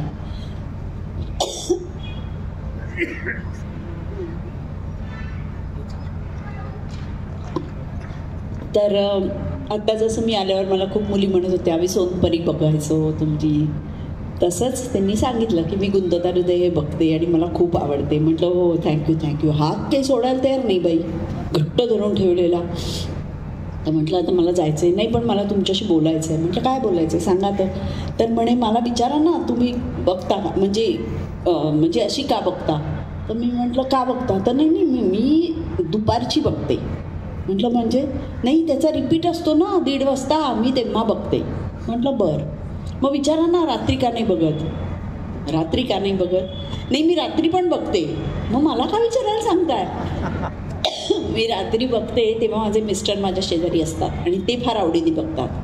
म्हटलं म्हणजे तुम्ही 2दा बघता? नाही नाही नाही, रात्री बघते तेव्हा मिस्टर समोर टी व्ही बघत असतात आणि मी मिस्टरांकडे बघत असते. का? तर त्यामुळे मला त्यांच्या चेहऱ्यावरनं कळतं त्यांचं पण काही लफडं चालू आहे का. हे भगवान, हे प्रभू, हे प्रभू. तेव्हा मला जाणवलं की दूरचित्रवाणी या माध्यमाचा किती प्रभाव लोकांवर पडतो आणि हा प्रभाव आपण आपल्या मुलांवर पडू देतो आहोत का, हे प्रत्येक पालकाने नक्की बघितलं पाहिजे असं मला वाटतं. कारण असं जर रिपीट पण बघत असेल, दुपारी पण बघतो, रात्री पण बघतो, तर 2-2दा आपण मालिका दाखवतोय त्यांना. आणि या मालिका त्यांच्यासाठी नाही आहेत बनवलेल्या, या मालिका या आपल्यासाठी बनवलेल्या आहेत. त्यामुळे आपल्या घरात आपले सासू सासरे, आपले आई वडील किंवा आपण अशा मालिका रोज बघत असू तर आपण हे जाणीवपूर्वक ठरवलं पाहिजे की हे मुलांनी नाही पाहायचं आहे. कारण मग मुलं असं म्हणतात की लग्नच नाही करायचं आहे. हे सासू म्हणजे बेकार असते, ती पायात पाय घालून पाडते, ती चहामध्ये मीठ टाकते किंवा ती भुवनेश्वरीसारखी असते. हे आपलं मनोरंजन व्हावं म्हणून आहे, हे मुलांसाठी नाही. त्यामुळे आपल्या भविष्यातल्या नातेसंबंधांवर, मुलांवर हे विपरीत परिणाम होत आहेत, हे आपण कुठेतरी लक्षात ठेवलं पाहिजे. 4 मुद्दे जे झाले त्यावरून तर मला तसं वाटायला लागलं आपले एकत्रच कार्यक्रम करायला लागणार, इतके जुळतात. आपण जेही काही करतो त्याचा प्रत्यक्ष आणि अप्रत्यक्ष आपल्या मुलांवर परिणाम होतो. म्हणजे जसं यांच्या आईवडिलांनी, आजोबांनी यांना वेगवेगळे किल्ल्यांवर नेलं, वेगवेगळी पुस्तकं दाखवली, वेगवेगळ्या चांगल्या कार्यक्रमांना नेलं, तर हे असं व्यक्तिमत्व घडलं. आपण आपल्या मुलांना काय दाखवतो? आपण आपली मुलं असताना आपण कुठल्या प्रकारच्या कार्यक्रमांमध्ये सहभागी होतो त्याचा खूप प्रत्यक्ष परिणाम होत असतो. मला असा प्रश्न विचारायचा आहे, तुम्ही मालिका आणि भूमिका निवडताना सुद्धा हा विचार करतात का? अर्थात करते, आता जास्त करते, हे मला मान्य करायला हवं. कारण आपण करिअरच्या सुरुवातीला आपल्या दृष्टीने चांगल्या मालिका, विषय चांगला आहे, ॲक्टर्स चांगले आहेत, प्रोडक्शन हाऊस चांगलं आहे, दिग्दर्शक चांगला आहे, हा विचार करून मालिका निवडतो. पण आता माझा विचार असा आहे की समाजाच्या मनावर काय परिणाम होतो आपल्या कामाचा. आणि आपण लोकांच्या घरी जाऊन टी व्ही बंद नाही करू शकत होत. तुम्ही इतकाच वेळ पहा असं नाही सांगू शकत होत त्यांना. कारण घराघरामध्ये टी व्ही बघणार, मालिका बघणार, वेबसिरीज बघणार, चित्रपट बघणार, त्याच्यावरची सेन्सरशिप याच्याबद्दल सुद्धा खूप बोलण्यासारखं आहे, पण ते पुन्हा कधीतरी बोलता येईल. त्याआधी मी तुला एक छोटासा किस्सा सांगते. आमचा मुलगा विराजस हा 7-8 वर्षाचा होता आणि मी तेव्हा राजा शिवछत्रपती नावाच्या मालिकेचं चित्रीकरण करत होते. या चित्रीकरणाच्या दरम्यान मी त्याला नेहमी सेटवर न्यायची आणि माझं असं ठाम म्हणणं आहे की आपल्या मुलांना आपल्या कामाच्या ठिकाणी नेलंच पाहिजे. आपली आई शूटिंगला जाते म्हणजे काय हे त्याला कळलंच पाहिजे. आपले बाबा कोर्टात जातात म्हणजे काय हे त्याला समजलं पाहिजे. किंवा आपल्या प्रत्येक प्रोफेशनमध्ये आपण मुलांना जर सहभागी करून घेतलं तर त्यांना तुमच्या कामाचं गांभीर्य कळतं, तुमच्या कामाचा स्कोप कळतो, कामाची पद्धत कळते आणि त्याचा त्यांच्या मनावर नक्की परिणाम होतो. तर मी विराजसला नेहमी शूटिंगला घेऊन जायची, अगदी लहान 2-2.5 वर्षाचा असल्यापासून. आणि या राजा शिवछत्रपतीमध्ये तेव्हा बाल शिवाजीचं चित्रीकरण चालू होतं. तेव्हा मला वाटलं की त्याला मजा येईल म्हणून मी त्याला घेऊन गेले. दिवसभर माझ्याबरोबर होता आणि रात्री आम्ही हॉटेलवर परत आलो. मी म्हटलं की काय रे, आवडलं का तुला? हो, मला खूप आवडलं म्हणाला. म्हटलं काय काय आवडलं? तलवार चालवणं आणि हे सगळं घोडा वगैरे हे सगळं आवडलं का? हो ते आवडलं, पण मला आज एका प्रश्नाचं उत्तर मिळालं. म्हटलं कोणत्या? शिवाजी महाराज कसे काय झाले? म्हटलं म्हणजे? तर म्हणे ते काय आपले आप नाही झाले. म्हटलं बापरे, आगाऊ झालाय पोरगा आपला, जरा लक्ष द्यायला पाहिजे त्याच्याकडे. तर म्हणाला की अगं बघ ना, सकाळपासून शूटिंग चालू होतं ना, तर जिजाऊ आईसाहेब त्याला उठवत होत्या. उठवताना काय सांगत होत्या? स्वराज्य. दूध पाजताना काय सांगत होत्या? स्वातंत्र्य जेवायला घालताना काय सांगत होत्या, हिरण्यकश्यपू कसा होता आणि मग कसं त्याच्यावर प्रल्हाद आणि मग ते राक्षस आणि त्याला कसं मारलं आणि फाडलं. नंतर काय शिकवलं, घोडेस्वारी.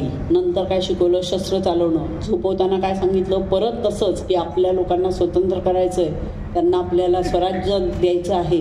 हां, झोप बाळा आता. एक आई जर सारखं स्वराज्य स्वराज्य स्वतंत्र स्वतंत्र असं म्हणत असेल तर तो मुलगा तेच शिकणार ना.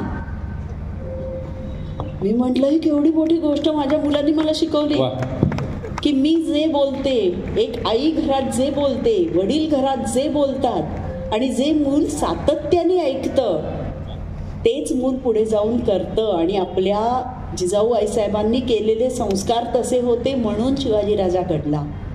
हे माझा मुलगा मला शिकवतोय आणि ही किती खरी गोष्ट आहे. म्हणजे आपण जे बोलतो, जे सांगतो, जे वाचतो, जे त्याच्या आजूबाजूला परिसर असतो तसंच मूल घडतं, हे 100%.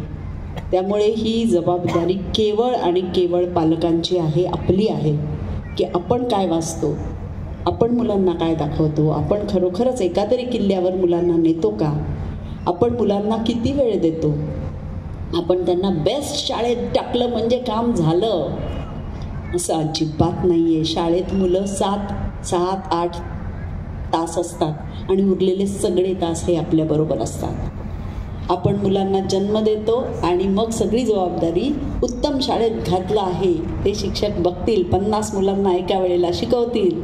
आपण एका मुलाला नाही शिकवू शकत, 2 मुलांना नाही शिकवू शकत. ही जबाबदारी आपण जेव्हापासून टाळायला लागलो तेव्हापासून आपल्याला आपल्या पुढच्या पिढीची धास्ती वाटायला लागली, भीती वाटायला लागली. आणखी एक छोटा किस्सा सांगते. विराजस आमचा एकच मुलगा आहे आम्हाला, तो इंग्रजी माध्यमातून शिकला. रुचिराज इथे मला त्याची फार गंमत वाटते, त्याच्या एका सवयीची.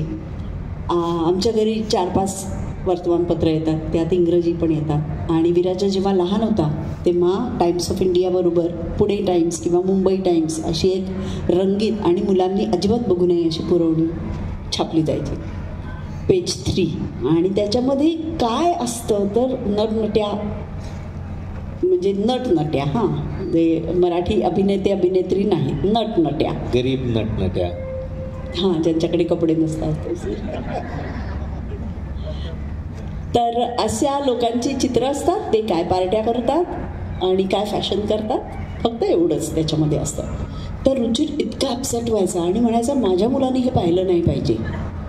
तर मी म्हणायची अरे त्याला जगात तोंड द्यायला लागणारच आहे, म्हणजे हे नाकारून कसं चालेल. पण तो म्हणायचा की नाही, जेव्हा माझा मुलगा सकाळी दूध पितो आणि तेव्हा तो न्यूजपेपर बघतो तेव्हा त्या न्यूजपेपरमध्ये ही चित्र आणि ही माणसं त्याच्या दृष्टीला पडली नाही पाहिजे. आणि त्यांनी, हे तुला सांगते, जवळजवळ 6 ते 7 वर्ष सकाळी पेपरवाल्याची तो दारात वाट बघायचा 6-6:30ला. तो आला की पहिलं काढायचं, माळ्यावर टाकायचं, बघायचं नाही माझ्या मुलाने हे. तर मला तेव्हा थोडी गंमत वाटायची, मी पण लहानच होते. तर मी त्याला म्हणायची की काय हे तुझं. पण आत्ता मला त्याचं महत्त्व कळतं की माझ्या मुलांनी दूध पिता पिता हे फोटो बघायचे नाहीचा अर्थ काय आणि त्याचा त्याच्यावर काय परिणाम झाला. विराजसला कित्येक वर्ष पुणे टाइम्स आणि मुंबई टाइम्स असतो हेच माहीत नव्हतं आणि बरंच झालं माहीत नव्हतं. तर हा सजगपणा कुठेतरी आपल्यामध्ये असला पाहिजे. किंवा आम्ही दोघांनी ठरवलं होतं की तो इंग्लिश मिडियममध्ये आहे तर त्याचं मराठी उत्तम व्हावं, यासाठी आपण काय करायचं, आम्ही रोज त्याला 1 तास मराठी पुस्तक वाचून दाखवायचो आळीपाळीने. मग त्याला वाचायला यायला लागलं म्हटल्यावर मग तू 1 पॅरेग्राफ, मी 1 पॅरेग्राफ, बाबा 1 पॅरेग्राफ. पण तो 1 तास त्याला द्यायचाच. उत्तम मराठी पुस्तकं वाचली पाहिजेत यासाठी आपण प्रयत्न करायचे. आणि हे थोडे दिवस करायला लागतात, ती वाचायला लागली की आपली वाचतातच. पण हे प्रयत्न आपल्याला करायला पाहिजे. आणि गंमत मला ही सांगायची होती, तर विराजसला 100 मराठी उत्तम पुस्तकं त्यांनी वाचली पाहिजे असा माझा खूप आग्रह होता. मी त्याला यादी करून दिली होती आणि मी शूटिंगसाठी बाहेर असायची. मी त्याला रोज फोन करून आमचा खूप संवाद असायचा आणि मी त्याला विचारायची किती झाली वाचून. मग आई 52 झाली, मग आता 70 झाली, मग आता हे मला नाही, हे खूप जड आहे, हे नको, बरं ठीक आहे ते नको, मग आणखी आपण रिप्लेस करू त्याला. असं करत करत त्यांनी सगळी पुस्तकं वाचली. आणि एक दिवस तो अक्षरशः डोळ्यात पाणी आणून मला म्हणाला की आई मी वाचली सगळी पुस्तकं तू दिलेली, पण तुला का नाही ग वाटत कधी की मी ज्या पुस्तकाची इतकी मन लावून वाट बघतो की पुढचा भाग कधी येणार, पुढचा भाग कधी येणार, ते हॅरी पॉटर हे वाचावं असं तुला नाही का वाटत? तर मला एवढं लागलं अजून ते की माझे आणि त्याचे बोलायचे विषय जर सारखे हवे असतील तर तो काय वाचतो ते मला वाचायला लागणार, ते आम्हाला दोघांना पाहायला लागणार की का त्याला आवडतो आयर्न मॅन हे मला समजून घ्यायला लागेल. जर मी ते केलं नाही तर आमचे बोलायचे विषयच संपून जातील. आता ही 100 पुस्तकांवर मी किती वेळ बोलेन त्याच्याशी, पण आत्ता त्याला काय आवडतं आहे, आत्ता आपल्या मुलाला कशात रस आहे हे त्याच्याशी जेवढं आपण बोलू तेवढा त्याला आपल्यात इंटरेस्ट वाटेल. आणि मग जनरेशन गॅप हा मुद्दाच राहणार नाही. आपण का म्हणतो जनरेशन गॅप आहे? कारण तो काय बोलतो आम्हाला कळत नाही, आम्ही काय बोलतो त्याला इंटरेस्ट नाही, हे त्याचं एक साधारण रूप असतं. पण असं रूप होण्यासाठी कारणीभूत आपण आहोत, कारण आपण त्याच्या गोष्टीत रस घेतला नाही आणि त्याला आपल्या गोष्टीत रस घ्यायला लावला नाही, तर ही चूक आपली आहे. म्हणून मी जबाबदार पालकत्व या विषयावर मला बोलायला खूप आवडतं. आणि आम्ही पण काही हुशार पालक नव्हतो, पहिल्यांदाच होतो पालक आपण, आईवडील पहिल्यांदाच होत असतो आपण पण शिकत असतो. पण हे आपण याबद्दलही ऐकलं पाहिजे, बोललं पाहिजे. सहजीवना इतकंच महत्त्वाचं आहे जबाबदार पालकत्व. छान. एका भूमिकेने तुम्हाला घराघरात पोचवलं आणि ते आजही अनेक वर्षानंतर तुम्ही भेटले की असं असं काहीतरी करतात. ठीक आहे, तर त्याचा एक छोटा व्हिडिओ बघू आपण. सोनपरी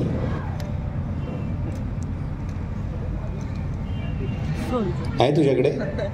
नाही येतो? हां, दाखव ना. प्रेम म्हणजे प्रेम असताचा ट्रेलर मिळाला होता. आहे नाही कसं किती काही कळत नसतं. प्रेम म्हणजे प्रेम असतं. रस्ते असतात साधे सरळ, पाऊल फक्त फसतं. प्रेम म्हणजे प्रेम असतं. मी लाडात येते ना तेव्हा मी त्याला म्हणते. सॉरी, मला वाटतं भांडण झालं असं. भांडण कसं? ब्रेकअप. वाद झाले म्हणून नाते तुटतात का? आणि लग्न म्हणजे हे सगळं आलंच. मी पुन्हा लग्न केलं तर? मनाला महत्व देत बसलं प्रत्येक माणूस तर एक तरी संसार टिकेल का? वा, आम्हाला सोनपरीबद्दल ऐकायला आवडेल की काय भूमिका होती आणि हीच ती भूमिका आहे का की पहिली कदाचित असावी का दुसरी काय होती की ज्याच्याने तुम्ही खूप लोकांपर्यंत पोहोचलात? एक प्रत्येकाच्या करिअरमध्ये तो एक पॉईंट असतो की ज्याच्याने आपण अगदी सगळ्यांपर्यंत पोहोचतो आणि पहिल्यांदाच कोणीतरी आपल्याला असं ओळखायला लागतं, तर ते काय होतं? माझ्या नशिबाने स्वामी हे पहिलं होतं महाराष्ट्रात. तरी नंतर अवंतिका नावाची माझी एक खूप फेमस मालिका होती, तर अनेक वर्ष लोक मला अवंतिका म्हणायचे. त्यानंतर सोनपरी आली. सोनपरी ही हिंदी मालिका होती. मी अनेक हिंदी मालिकांमध्ये कामं केलेत आणि त्यामुळे देशभर माझी ओळख झाली. आणि या सोनपरीनी मात्र मला जगभर पोहोचवलं असं म्हटलं तर ते चूक ठरणार नाही. कारण स्टार प्लसवरच्या 2 अतिशय गाजलेल्या मालिका म्हणजे क्योंकि सास भी कभी बहू थी आणि सोनपरी. सोनपरी ही अर्थातच फॅन्टसी होती आणि फॅन्टसी म्हणजे एक छोटी मुलगी असते, तिची आई मरते आणि तिचे वडील तिला सांगतात की तुझी आई परी झाली आहे आणि ती आकाशात आहे. आणि ती मुलगी रोज ती परी यावी म्हणून प्रार्थना करते की परी येऊ दे माझ्या आयुष्यात. आणि खरंच एक परी ती बघते आणि म्हणते की अरे मला सारखं कोणीतरी बोलवते, मी जाऊन बघते तरी. आणि मग ती पृथ्वीवर येते, त्या मुलीला भेटते आणि तिचं एक इतकं सुंदर नातं तयार होतं. याबद्दलची मालिका होती. नीना गुप्ता त्याची प्रोड्युसर होती. आणि तिचा जेव्हा मला फोन आला ती म्हणाली की मला का फोन केला? मी म्हटलं तर म्हणे की मला परी वाटू शकेल अशी एक ॲक्ट्रेस पाहिजे. तर मी म्हटलं अरे बापरे, परी बिरी म्हणजे टू मच आहे. पण तेव्हा विराजस ना लहान होता आणि तो मला सारखं म्हणायचा आई तुझी किती सिरियस कामं आहेत सगळी मालिकांमध्ये, तर तू कधीतरी झी हॉरर शोमध्ये काम कर. तर मी म्हणायची बापरे झी हॉरर शोमध्ये का? तर म्हणे मला ते बघायला आवडतं. मग मला असं वाटलं की मुलांसाठी मी काहीच नाही केलेलं. आणि नीनाने मला हे विचारलं तेव्हा मी म्हटलं चला आता खरंच करूया. मला विश्वास वाटत नव्हता की सोनपरी ही मालिका इतकी लोकांना आवडेल आणि जगभर सगळ्या लहान मुलांना ती आवडेल. पण आता माझा एक खूप मोठा फायदा झाला आहे या मालिकेमुळे. हे कधी हो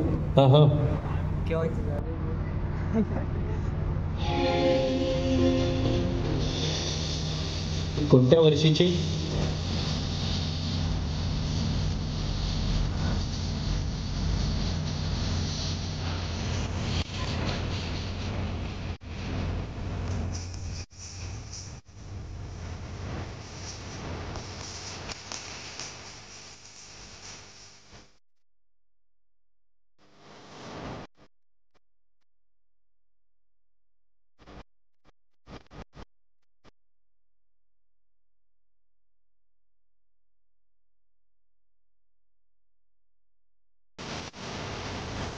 वा, फारच छान. तर ही अगदी लहान मुलांसाठीची ही मालिका होती. पण ही लहान मुलांमुळे त्याच्या आईवडिलांनी पण पाहिली. कारण मुलं सांगायची की ती सोनपरी लावल्याशिवाय मी जेवणार नाही. त्यामुळे खूप आईवडिलांनी ती कंपल्सरी पाहिलेली मालिका. इतकं की काही वर्षांपूर्वी मला एक फोन आला आणि तो फोन मला असं वाटलं की अरे बापरे असं कसं काय. तर तो फोन शाहरुख खानचा होता आणि तो मला म्हणाला की माझा मुलगा सोनपरी बघत बघत मोठा झालेला आहे आणि त्याच्याबरोबर मी पण पाहिलेलं आहे. तर मला खूप गंमत वाटली या गोष्टीची. आणि देशोदेशीतून मला फॅन मेल्स अजूनही येतात सोनपरीसाठी. किंवा आता इंस्टाग्रामवर सगळ्यात जास्ती माझे फॉलोअर्स आहेत ते सोनपरीचे फॅन्स आहेत. कारण आता त्या वयातली मुलं 25शीत आलेली आहेत. त्यामुळे त्यांना ते बघायला खूप आवडतं. त्या मालिकेने मला खरोखरच जगभर प्रसिद्धी मिळवून दिली. आणि कदाचित जिजाऊंच्या पण भूमिकेने. हो नक्कीच. म्हणजे तुला सांगायला मला आवडेल की मलाला जी आहे ती सोनपरीची फॅन आहे. हो, तिने मला मेल लिहिले की मला खूप आवडायचं बघायला. आणि दुसरी भूमिका एक माझ्याकडे जी वारंवार येते ती म्हणजे जिजाऊ आईसाहेबांची भूमिका. पण त्याच्यातला एक पीस बघते. जिजाऊ महासाहेबांची भूमिका. राजा शिवछत्रपती.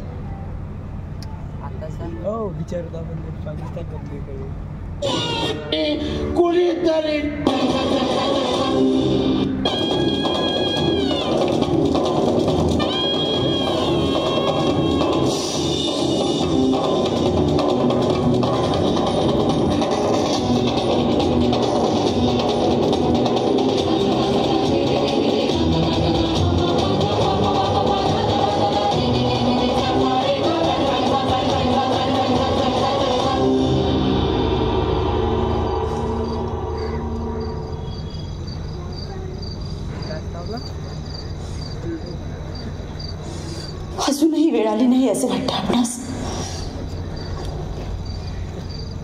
आलेली आहे राणीसाहेब, हीच ती वेळ. तरीही काही महत्वाची कामे करायची अजून राहिलेली आहेत. निजामाला थांबवू शकणारा मोहराच निजामाने मारला. खरे तर दख्खनची सगळी सल्तनत एकदिलाची करून मोगलांशी मुकाबला करावा अशी थोरली युद्धनीती आखून आम्ही कामे करीत होतो. आता पुन्हा नव्याने पट मांडावा लागणार. मांडा. काय? पट मांडा. राणीसाहेब, आधीच आपल्या जीवावर हे बेतलेले आहे. अन्यथा आपल्याशी काही महत्वाची सल्लामसलत करायची होती.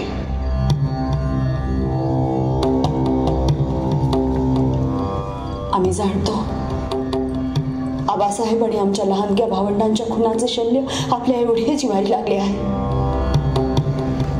की त्या निजामाची सालटी सोडून त्या समुद्राच्या पाण्यात उलटा लटकवल्याशिवाय आपण सुखाचा श्वास घेणार नाही. आमच्या पोटातल्या गर्भाने आमची प्रकृती एवढी बिघडवून ठेवली आहे, नाहीतर आम्ही आलो असतो आपल्या समवेत. तुळजाभवानी आपल्या पाठीशी आहे. आम्हास आजकाल वाघावर बसावे असे फार फार वाटते.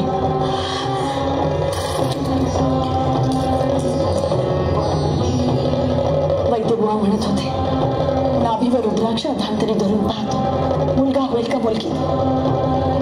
आम्ही म्हटले, मुलगा झाला शंभूराजांसारखा तर हवाच आहे आम्हाला. खलं निर्दालन करायला 1 नव्हे 8 मुले हवी आहेत. मुलगी झाली तरी हरकत नाही. महिषासुरमर्दिनीप्रमाणे 8ही भुजांनी 8 दिशांच्या दैत्यांना यमसदनी पाठवला की राहणार नाही ती. पंत म्हणाले, डोहाळे काही विपरीतच आहे, असे कधी ऐकले नव्हते. आम्ही म्हणालो, डोहाळ्याचा मास्तर अजून यायचा आहे. पण ही पूर्व सूचना समजा. आम्हा सतत हातात तलवार धरावीशी वाटते, वाघावर आरूढ व्हावेसे वाटते. काल तर आम्हाला स्वप्न पडले, सोर वाटेने आम्ही देवगिरीच्या किल्ल्यात गेलो आणि आमचे माहेर संपवणारा फतेखान आणि निजाम याचा तलवारीच्या एकाच घावात मी पात केला.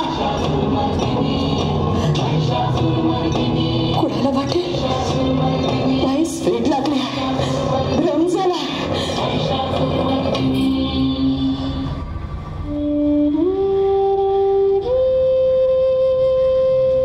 आपणास आम्ही माहीत आहोत ना.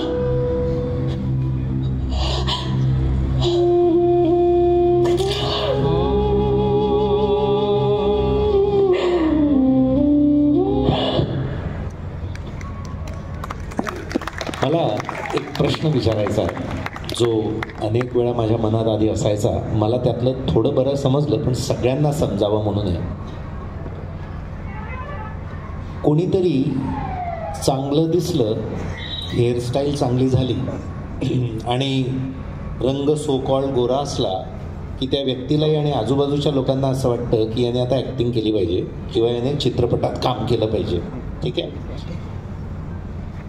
आम्हाला हे समजून घ्यायला आवडेल की हे असं असतं का कुठल्याही प्रकारचं ॲक्टिंग, की असं छान दिसलं की आपण हिरो होणार, छान दिसलं की आपल्याला येणार.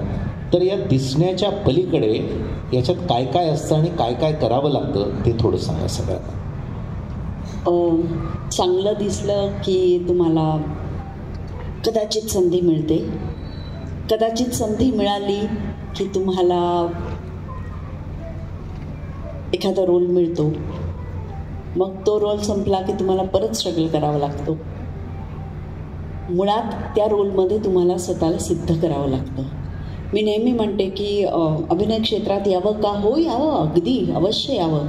तुमची स्वतःची मूल्य जर पक्की असतील, तुमची स्वतःची चौकट तुम्हाला ठरवता येत असेल, तर तुम्ही कोणत्याही क्षेत्रात बिनदिक्कतपणे जावं. विशेषतः मुलींना मी यावरचून सांगते की त्यांना खूप आवड असते, मुलांनाही असते. हल्ली पळून जातात मुलं अभिनय क्षेत्रात येण्यासाठी. पण तुम्हाला एखादं क्षेत्र आवडतं म्हणून ते क्षेत्र तुम्हाला आपलंसं करेलच असं मात्र नाही. विशेषतः अभिनय क्षेत्रामध्ये आता अनेक संधी उपलब्ध झालेल्या आहेत, अनेक प्रकारच्या संधी उपलब्ध झाल्या आहेत. मग शॉर्ट फिल्म्स आहेत, दूरचित्रवाणी आहे, वेब सिरीजेस आहेत. या सगळ्यातून तुम्हाला काम करता येऊ शकतं. पण आपल्याला बहुतेक आकर्षण असतं ते पडद्याच्या पुढे काम करण्याचं. पडद्याच्या मागे कॅमेऱ्याच्या जवळ जाऊन तुम्हाला काय काय काम करता येतं हे सगळ्यांना माहिती असतंच असं नाही. आणि क्षेत्राची माहिती व्हायच्या आधी जर त्या क्षेत्राचं नुसतं आकर्षण वाटलं तर मग गडबड आहे. आता आपल्याकडे अनेक प्रशिक्षण देणाऱ्या संस्था आहेत, शाळा आहेत. NSD सारखी मोठी संस्था आहे, कलकत्त्याला एक फिल्म इन्स्टिट्यूट आहे, विस्लिंग वुड्स आहे, पुण्याची फिल्म इन्स्टिट्यूट आहे. अशा अनेक संस्था आहेत. कोणत्याही क्षेत्रात काम करण्यासाठी लागणारा अभ्यास हा केलाच पाहिजे, त्याचा तुम्हाला फायदाच होतो. पण केवळ तुम्ही तो अभ्यास करताय म्हणून तुम्हाला संधी मिळेल असं मात्र समजू नका. याच्यात खूप परिश्रम आहेत. संधी मिळण्याच्या आधी तर आहेतच आहेत, पण संधी मिळाल्यानंतर सुद्धा आज मी माझ्या सुनेचं मोठं कौतुक सांगते. तिची दैनंदिन मालिका सुरू आहे. तिचं आमचं जेव्हा लग्न झालं त्यांचं विराजचं आणि शिवानीचं, त्याच्यानंतर त्यांना एकही सुट्टी सलग 4 दिवस घालवता आलेली नाही. कारण लगेच तिची मालिका सुरू झाली आणि दैनंदिन मालिकेचं चित्रीकरण म्हणजे सकाळी तुम्ही 8:30ला सेटवर पोचायचं असतं आणि रात्री 10:30ला घरी यायचं असतं. रोज 12 तास, 12 ते 13 तास आणि मग प्रवास, ट्रॅव्हल टाईम, मेकअपचा वेळ, म्हणजे जवळजवळ रोज 15 तास काम तिथे करावं लागतं. हे जे आपण 1 तासाचं बघतो याच्यामागे काय काय किती परिश्रम असतात? 22 मिनिटाच्या एपिसोडसाठी 1 पूर्ण दिवस शूट करावं लागतं.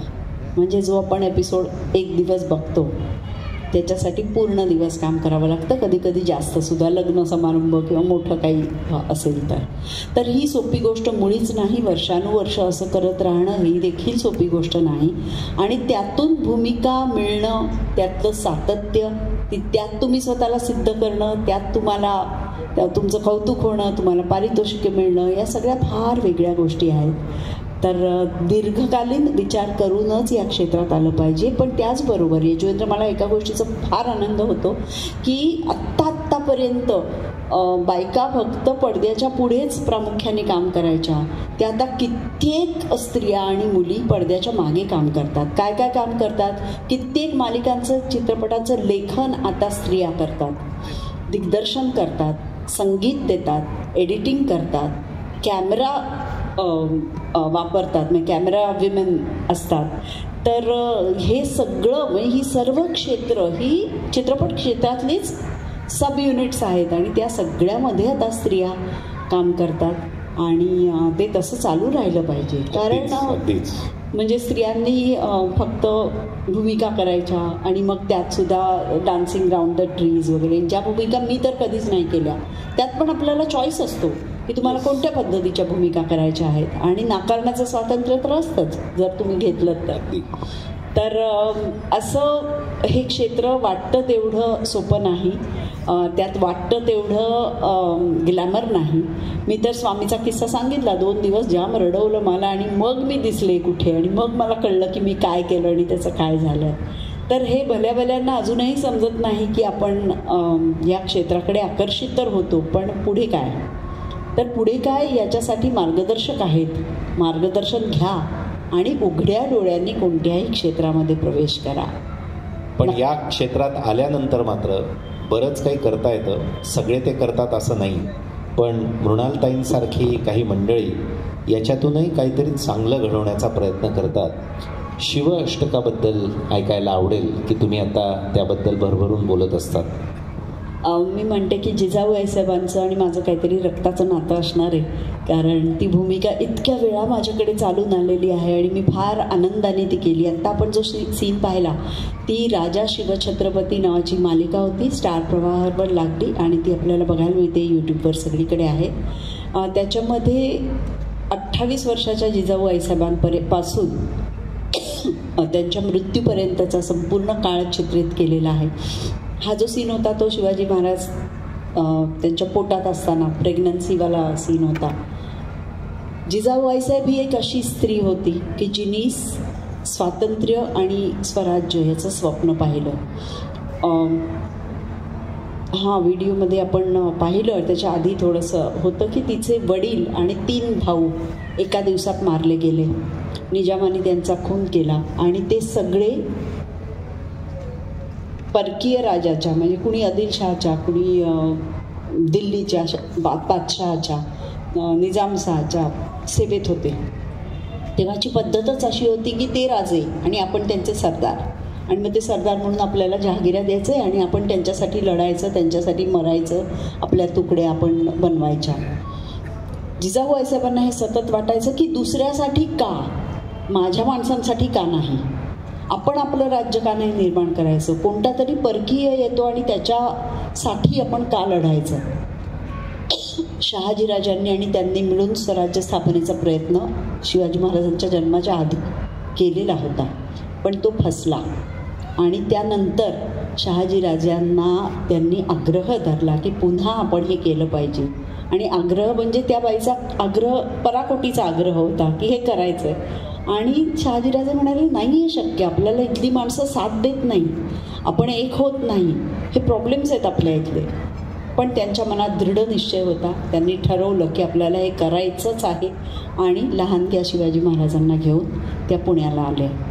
आता विचार करा तुम्ही, 8 वर्षाचे शिवाजी महाराज, पुणं आणि सुपा ही त्यांची जहागिरी होती शहाजी महाराजांची, आणि तिथे त्या आल्या. ती वंशपरंपरा होती, मालोजी राजांपासून होती, आणि तिथे त्या आल्या. त्यांनी कसं पटवलं लोकांना?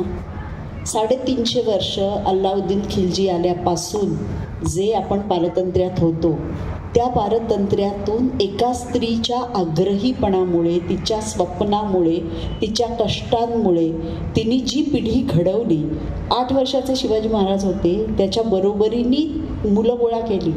तानाजी तेव्हापासून होते शिवाजी महाराजांच्या बरोबर. इतर अनेक मुलं, जसं जिवेंद्र म्हणाला मगाशी की मी आणि माझे मित्र आम्ही सगळे असं करायचो, तसं करायचो, हा आमचा वर्ग, तसं जिजाऊ साहेबांचा एक वर्ग असेल.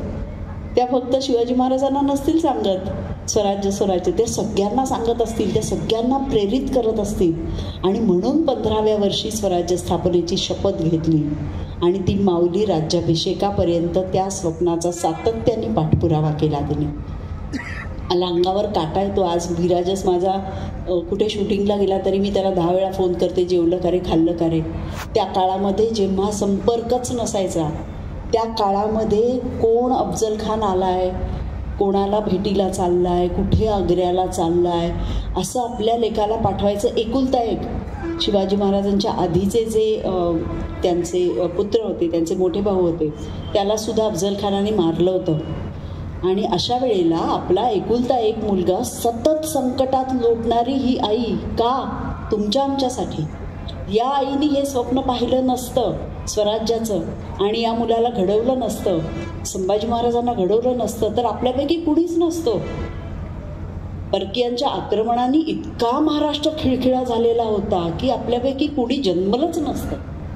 अशा स्थितीमध्ये या आईने हे काम करून ठेवलेलं आहे. आणि मला काटा येतो अंगावर मी विचार केला तरी की कुठेतरी काहीतरी ऋण आहे, माझ्या पिढीजात ऋण असेल, ते आप्पांचं प्रेम आहे त्याच्यामुळे असेल, पण ती भूमिका पुन्हा पुन्हा माझ्याकडे येते. आणि या आईने हे मूल आणि इतर अनेक मुलं कशी घडवली हे दाखवण्याचा मला संधी पुन्हा पुन्हा मिळते आणि मी देवाची खरोखर ऋणी आहे या बाबतीत. मी रमा माधव नावाचा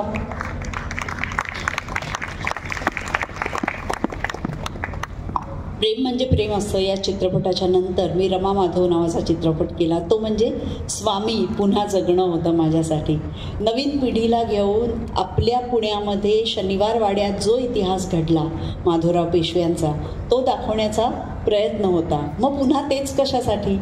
तर मला एकतर पुण्याची मी, दुसरा शनिवार वाड्यावरनं सतत आपण येतो जातो आणि तो तिथे घडलेला इतिहास आहे, तो आपणच दाखवायला पाहिजे, आपणच तो जपला पाहिजे, आपणच तो लोकांपर्यंत पोहोचवायला पाहिजे. आणि तिसरं माझं स्वामीशी असलेलं नातं, म्हणून मला वाटायचं की हे पुन्हा दाखवूया. स्वामी आम्ही शूट केली ती फक्त विश्रामबाग वाड्यात. इतके कमी पैसे होते की काही बाहेरचं शूटिंग, लढाई याम आम्ही काही दाखवूच शकलो नाही. ती एक खंत मनात होती. नंतर मी हिंदीमध्ये काम केल्यावर किती ग्रँजरस आपण दाखवू शकतो आपला इतिहास हे अनेक वेळा पाहिलं आणि तेव्हा मला असं वाटलं की आपण याच्यावर एक चित्रपट बनवूया. आपण त्याचा ट्रेलर बघूया. रमा माधव.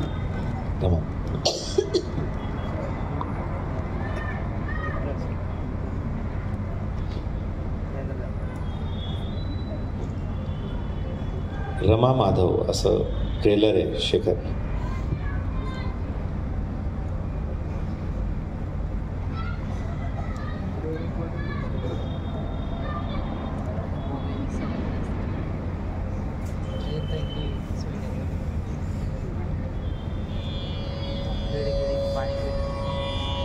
आवाज दे.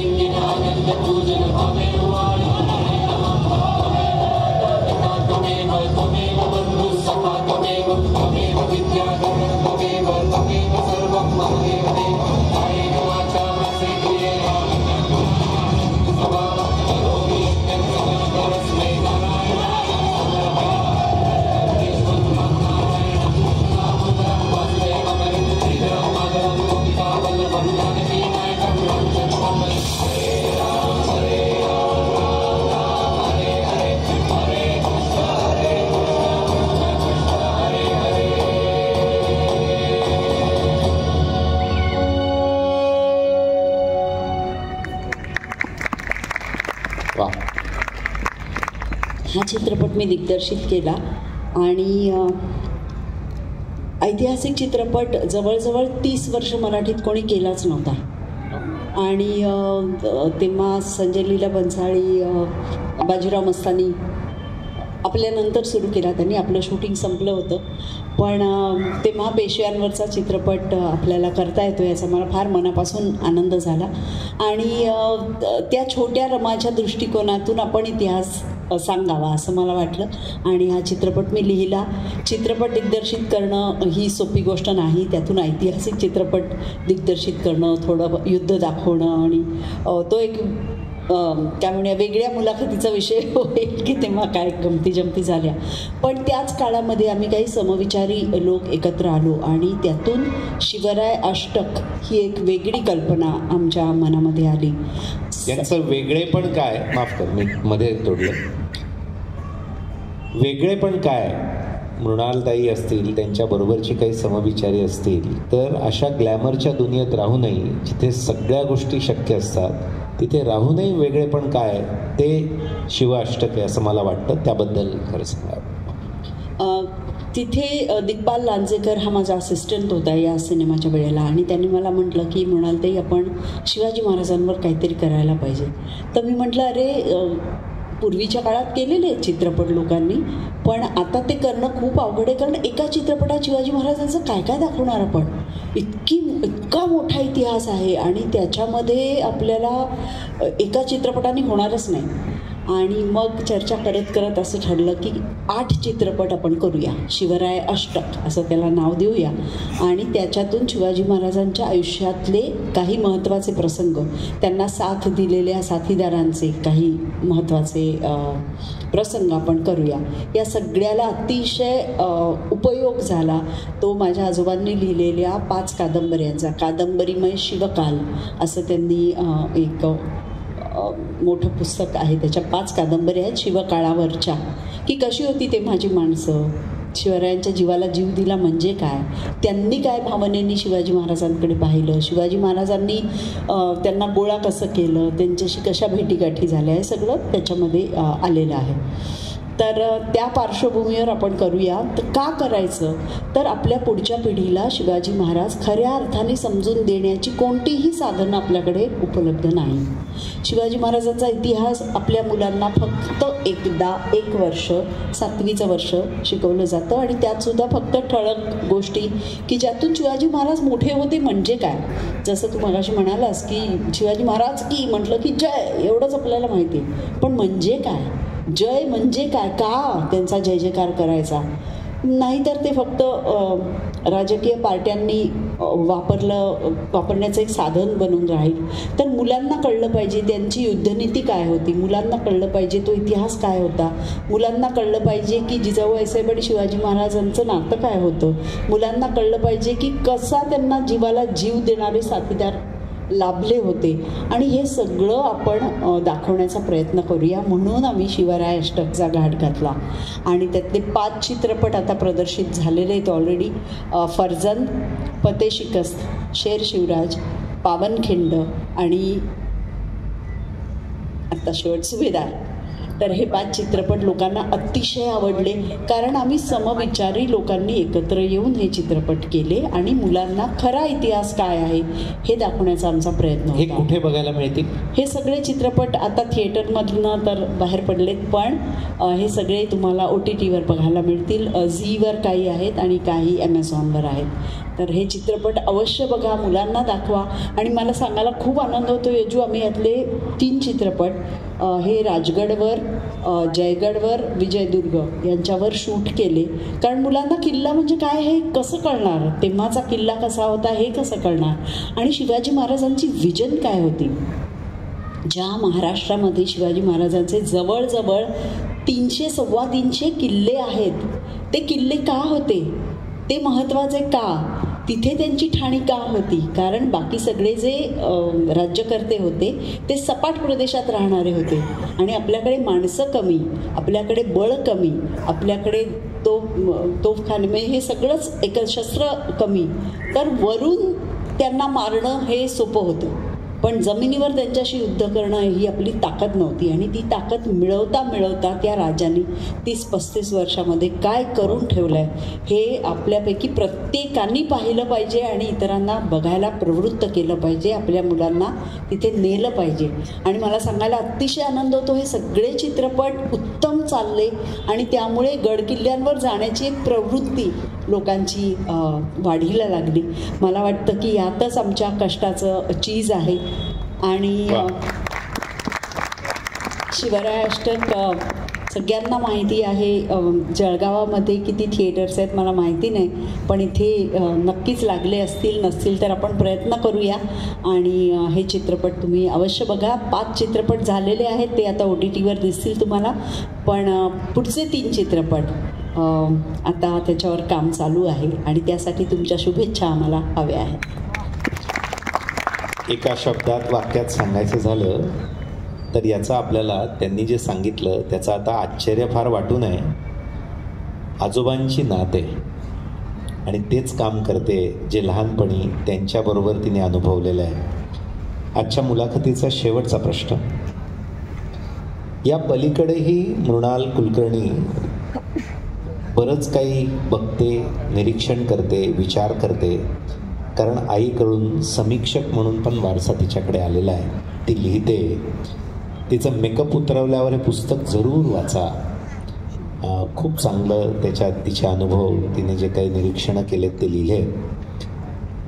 आम्हाला तुझ्याकडून हे ऐकायला आवडेल आत्ताच्या परिस्थितीत, कारण आत्ताची जी एकूणच सामाजिक परिस्थिती आहे ती खूपच वेगळी आणि खूप वेगात बदललेली आहे. बदल समाजात होतातच प्रत्येक याच्यात काळात, पण आत्ताचा त्या बदलाच्या वेगाचा वेगही बदलला आहे. तर आत्ता एक वेगळी काहीतरी परिस्थिती निर्माण झाली आहे. अशा याच्यात तू आम्हाला सगळ्यांना काय सांगू इच्छिते? एका शब्दात या परिस्थितीचं वर्णन करायचं तर बिकट असं वर्णन करीन मी. आणि आपली सगळ्यांची जबाबदारी याच्यामध्ये काय आहे तर मी आणि यजुवेंद्रही पुन्हा पुन्हा त्या विषयावर बोलतो की कुटुंब आपलं राखणं, त्यांच्यातला बॉन्ड, त्यांच्यातले संबंध हे चांगले ठेवणं, एकत्रितरित्या काम करणं आणि आपल्याला जे शक्य आहे ते समाजासाठी करणं हेच याच्यावरचं उत्तर आहे. कारण आता सिस्टीमकडनं काय अपेक्षा करायच्या हे आपल्याला कळत नाही. सगळंच काही नेगेटिव्ह चाललं आहे असं मला अजिबात वाटत नाही. ज्या सिस्टीममध्ये राहून यजूसारखा माणूस काम करू शकतो, रविदादांसारखी माणसं काम करू शकतात, रेखाताई काम करू शकतात. आपण सगळे काही ना काही खारीचा हातभार लावतच असतो. फक्त आता आपलं कुटुंब जास्तीत जास्त सक्षम करायचं, आपल्या मुलांवर जास्तीत जास्त चांगले संस्कार करायचे. प्रेमाने म्हणते, त्यांनी देशाबाहेरच जाऊन काम केलं पाहिजे असं नाही, आपल्या देशात पण करण्यासारखं खूप काम आहे. याच्यावर विश्वास ठेवायचा आणि त्यासाठी त्यांना प्रवृत्त करायचं. हे आपण करू शकतो. आपण रस्ते बांधू शकत नाही, आपण पूल बांधू शकत नाही, पण आपण माणसं घडवू शकतो. आपल्या घरातली माणसं, घरातली मुलं घडवणं हे केवळ आपल्या हातात आहे आणि ते तर आपण नक्कीच केलं पाहिजे असं मला अगदी आवर्जून वाटतं. श्रोते हो, शब्दांची आपण बऱ्याच वेळा गल्लत करत असतो. आपण वापरतो ते शब्द ज्या गोष्टीसाठी ते वापरतोय तसे ते खरं तर नसतात. जी लोक आपल्याला स्क्रीनवर दिसतात, आजकाल तर स्क्रीनवर बरंच काही वेगवेगळं दिसतं आणि त्या स्क्रीनवर दिसणाऱ्या व्यक्तींना आपण हिरो असं म्हणत असतो. ते हिरो नसतात, ते ॲक्टर असतात. त्यांना दिलेले डायलॉग्स त्यांना म्हणायचे असतात. त्या ॲक्शन त्यांच्या तुम्ही ज्या बघतात त्या खरं तर त्यांच्या नसतातच, त्या केलेल्या असतात कॉम्प्युटरच्या मदतीने. आणि अशा लोकांना हिरो समजण्याची चूक अनेक वर्ष आपण करत आलेलो आहोत. हिरो आणि ॲक्टरमधला फरक आपल्याला बघायचा असेल तर तो असा असतो, हिरो हा त्या पिढीचा किंवा त्याच्या समकालीन लोकांचा आदर्श असतो. तो जे स्क्रीनवर असतो तेच हिरो स्वतःच्या जीवनात पण जगतो. त्या व्यक्तीकडे, त्याच्या भूमिकेकडे आणि त्याच्या जीवनाकडे बघितल्यानंतर लोकांना वाटतं की जीवन असावं तर असं. त्याला म्हणतात हिरो. ॲक्टर तो नसतो. आणि असा रिअल हिरो आज आपण ऐकत होतो. मृणालताई ॲक्टर म्हणून इथे बोलवलेलं नाही. माझे ॲक्टरही खूप लोक परिचित आहेत आणि मला त्यांचा रिस्पेक्ट आहे. ते त्यांचं प्रोफेशन आहे. मृणालताई फक्त प्रोफेशन नाही करते, ती तिचं जीवन अर्थपूर्ण करते. अशा प्रकारचं काम या क्षेत्रात करू की ज्याच्यातून समाज घडेल, ज्याच्यातून समाजाला प्रश्नांची उत्तरं मिळतील. हा तिच्या परीने केलेला तिच्या क्षेत्रातला प्रयत्न आहे. आणि म्हणून ती आपल्यासाठी हिरो आहे. ती आपल्यासाठी आदर्श आहे. ती जे जीवनमूल्य जगते तिच्या वारसातून आलेले. याच जगामध्ये आपल्याला वाटतं ना की चुकीचं केल्याशिवाय विकलं जात नाही. तुम्हाला पैसा कमवायचा आहे, तुम्हाला स्पर्धेत टिकायचं आहे, त्याच्याकरता थोड्या ॲडजस्टमेंट कराव्या लागतात. याच समाजामध्ये आत्ताच्या जगामध्ये वावरून ती चित्रपट काढणं सोपी गोष्ट नाही आहे. आपल्याला बघायला काहीच वाटत नाही. आपण पॉपकॉर्न खाता खाता बघतो. खूप खूप आर्थिक व्यवहार असतात. किती प्रचंड काम असतं. आणि त्याच्यात शिवाजी महाराजांवरचे 8 चित्रपट काढते. चांगली कामं अशी करूनही यशस्वी होता येतं, या स्पर्धेत टिकता येतं, हे सांगणारी ती हिरो आहे. आणि म्हणून तिला आज इथे बोलवलं आहे.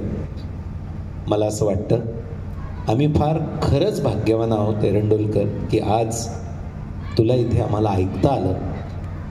आम्ही पुढे सांगू इथली बरीच लोक की अरे त्या आमच्याकडे आल्या आहेत एरंडोलला आणि आम्ही ऐकलंय तिला. आणि मला तुमच्याकडे बघून असं वाटतं आहे का स्टेजवरून की अशा थंडीमध्ये आपण इतकं मनापासून ऐकताय. असं जेव्हा आपण ऐकतो तेव्हा ते कुठेतरी मनात हृदयात जातं आणि परिवर्तनाची ठिणगी पडते. आणि त्याचसाठी ही व्याख्यानमाला आहे. तुझे खूप खूप आभार मृणालताई, तू इथे आली.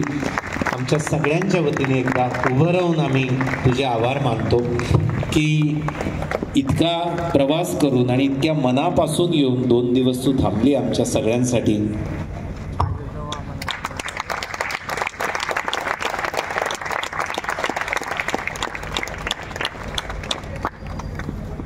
धन्यवाद. समारोप करूयात. 1-2 मिनिटांचा असेल फक्त.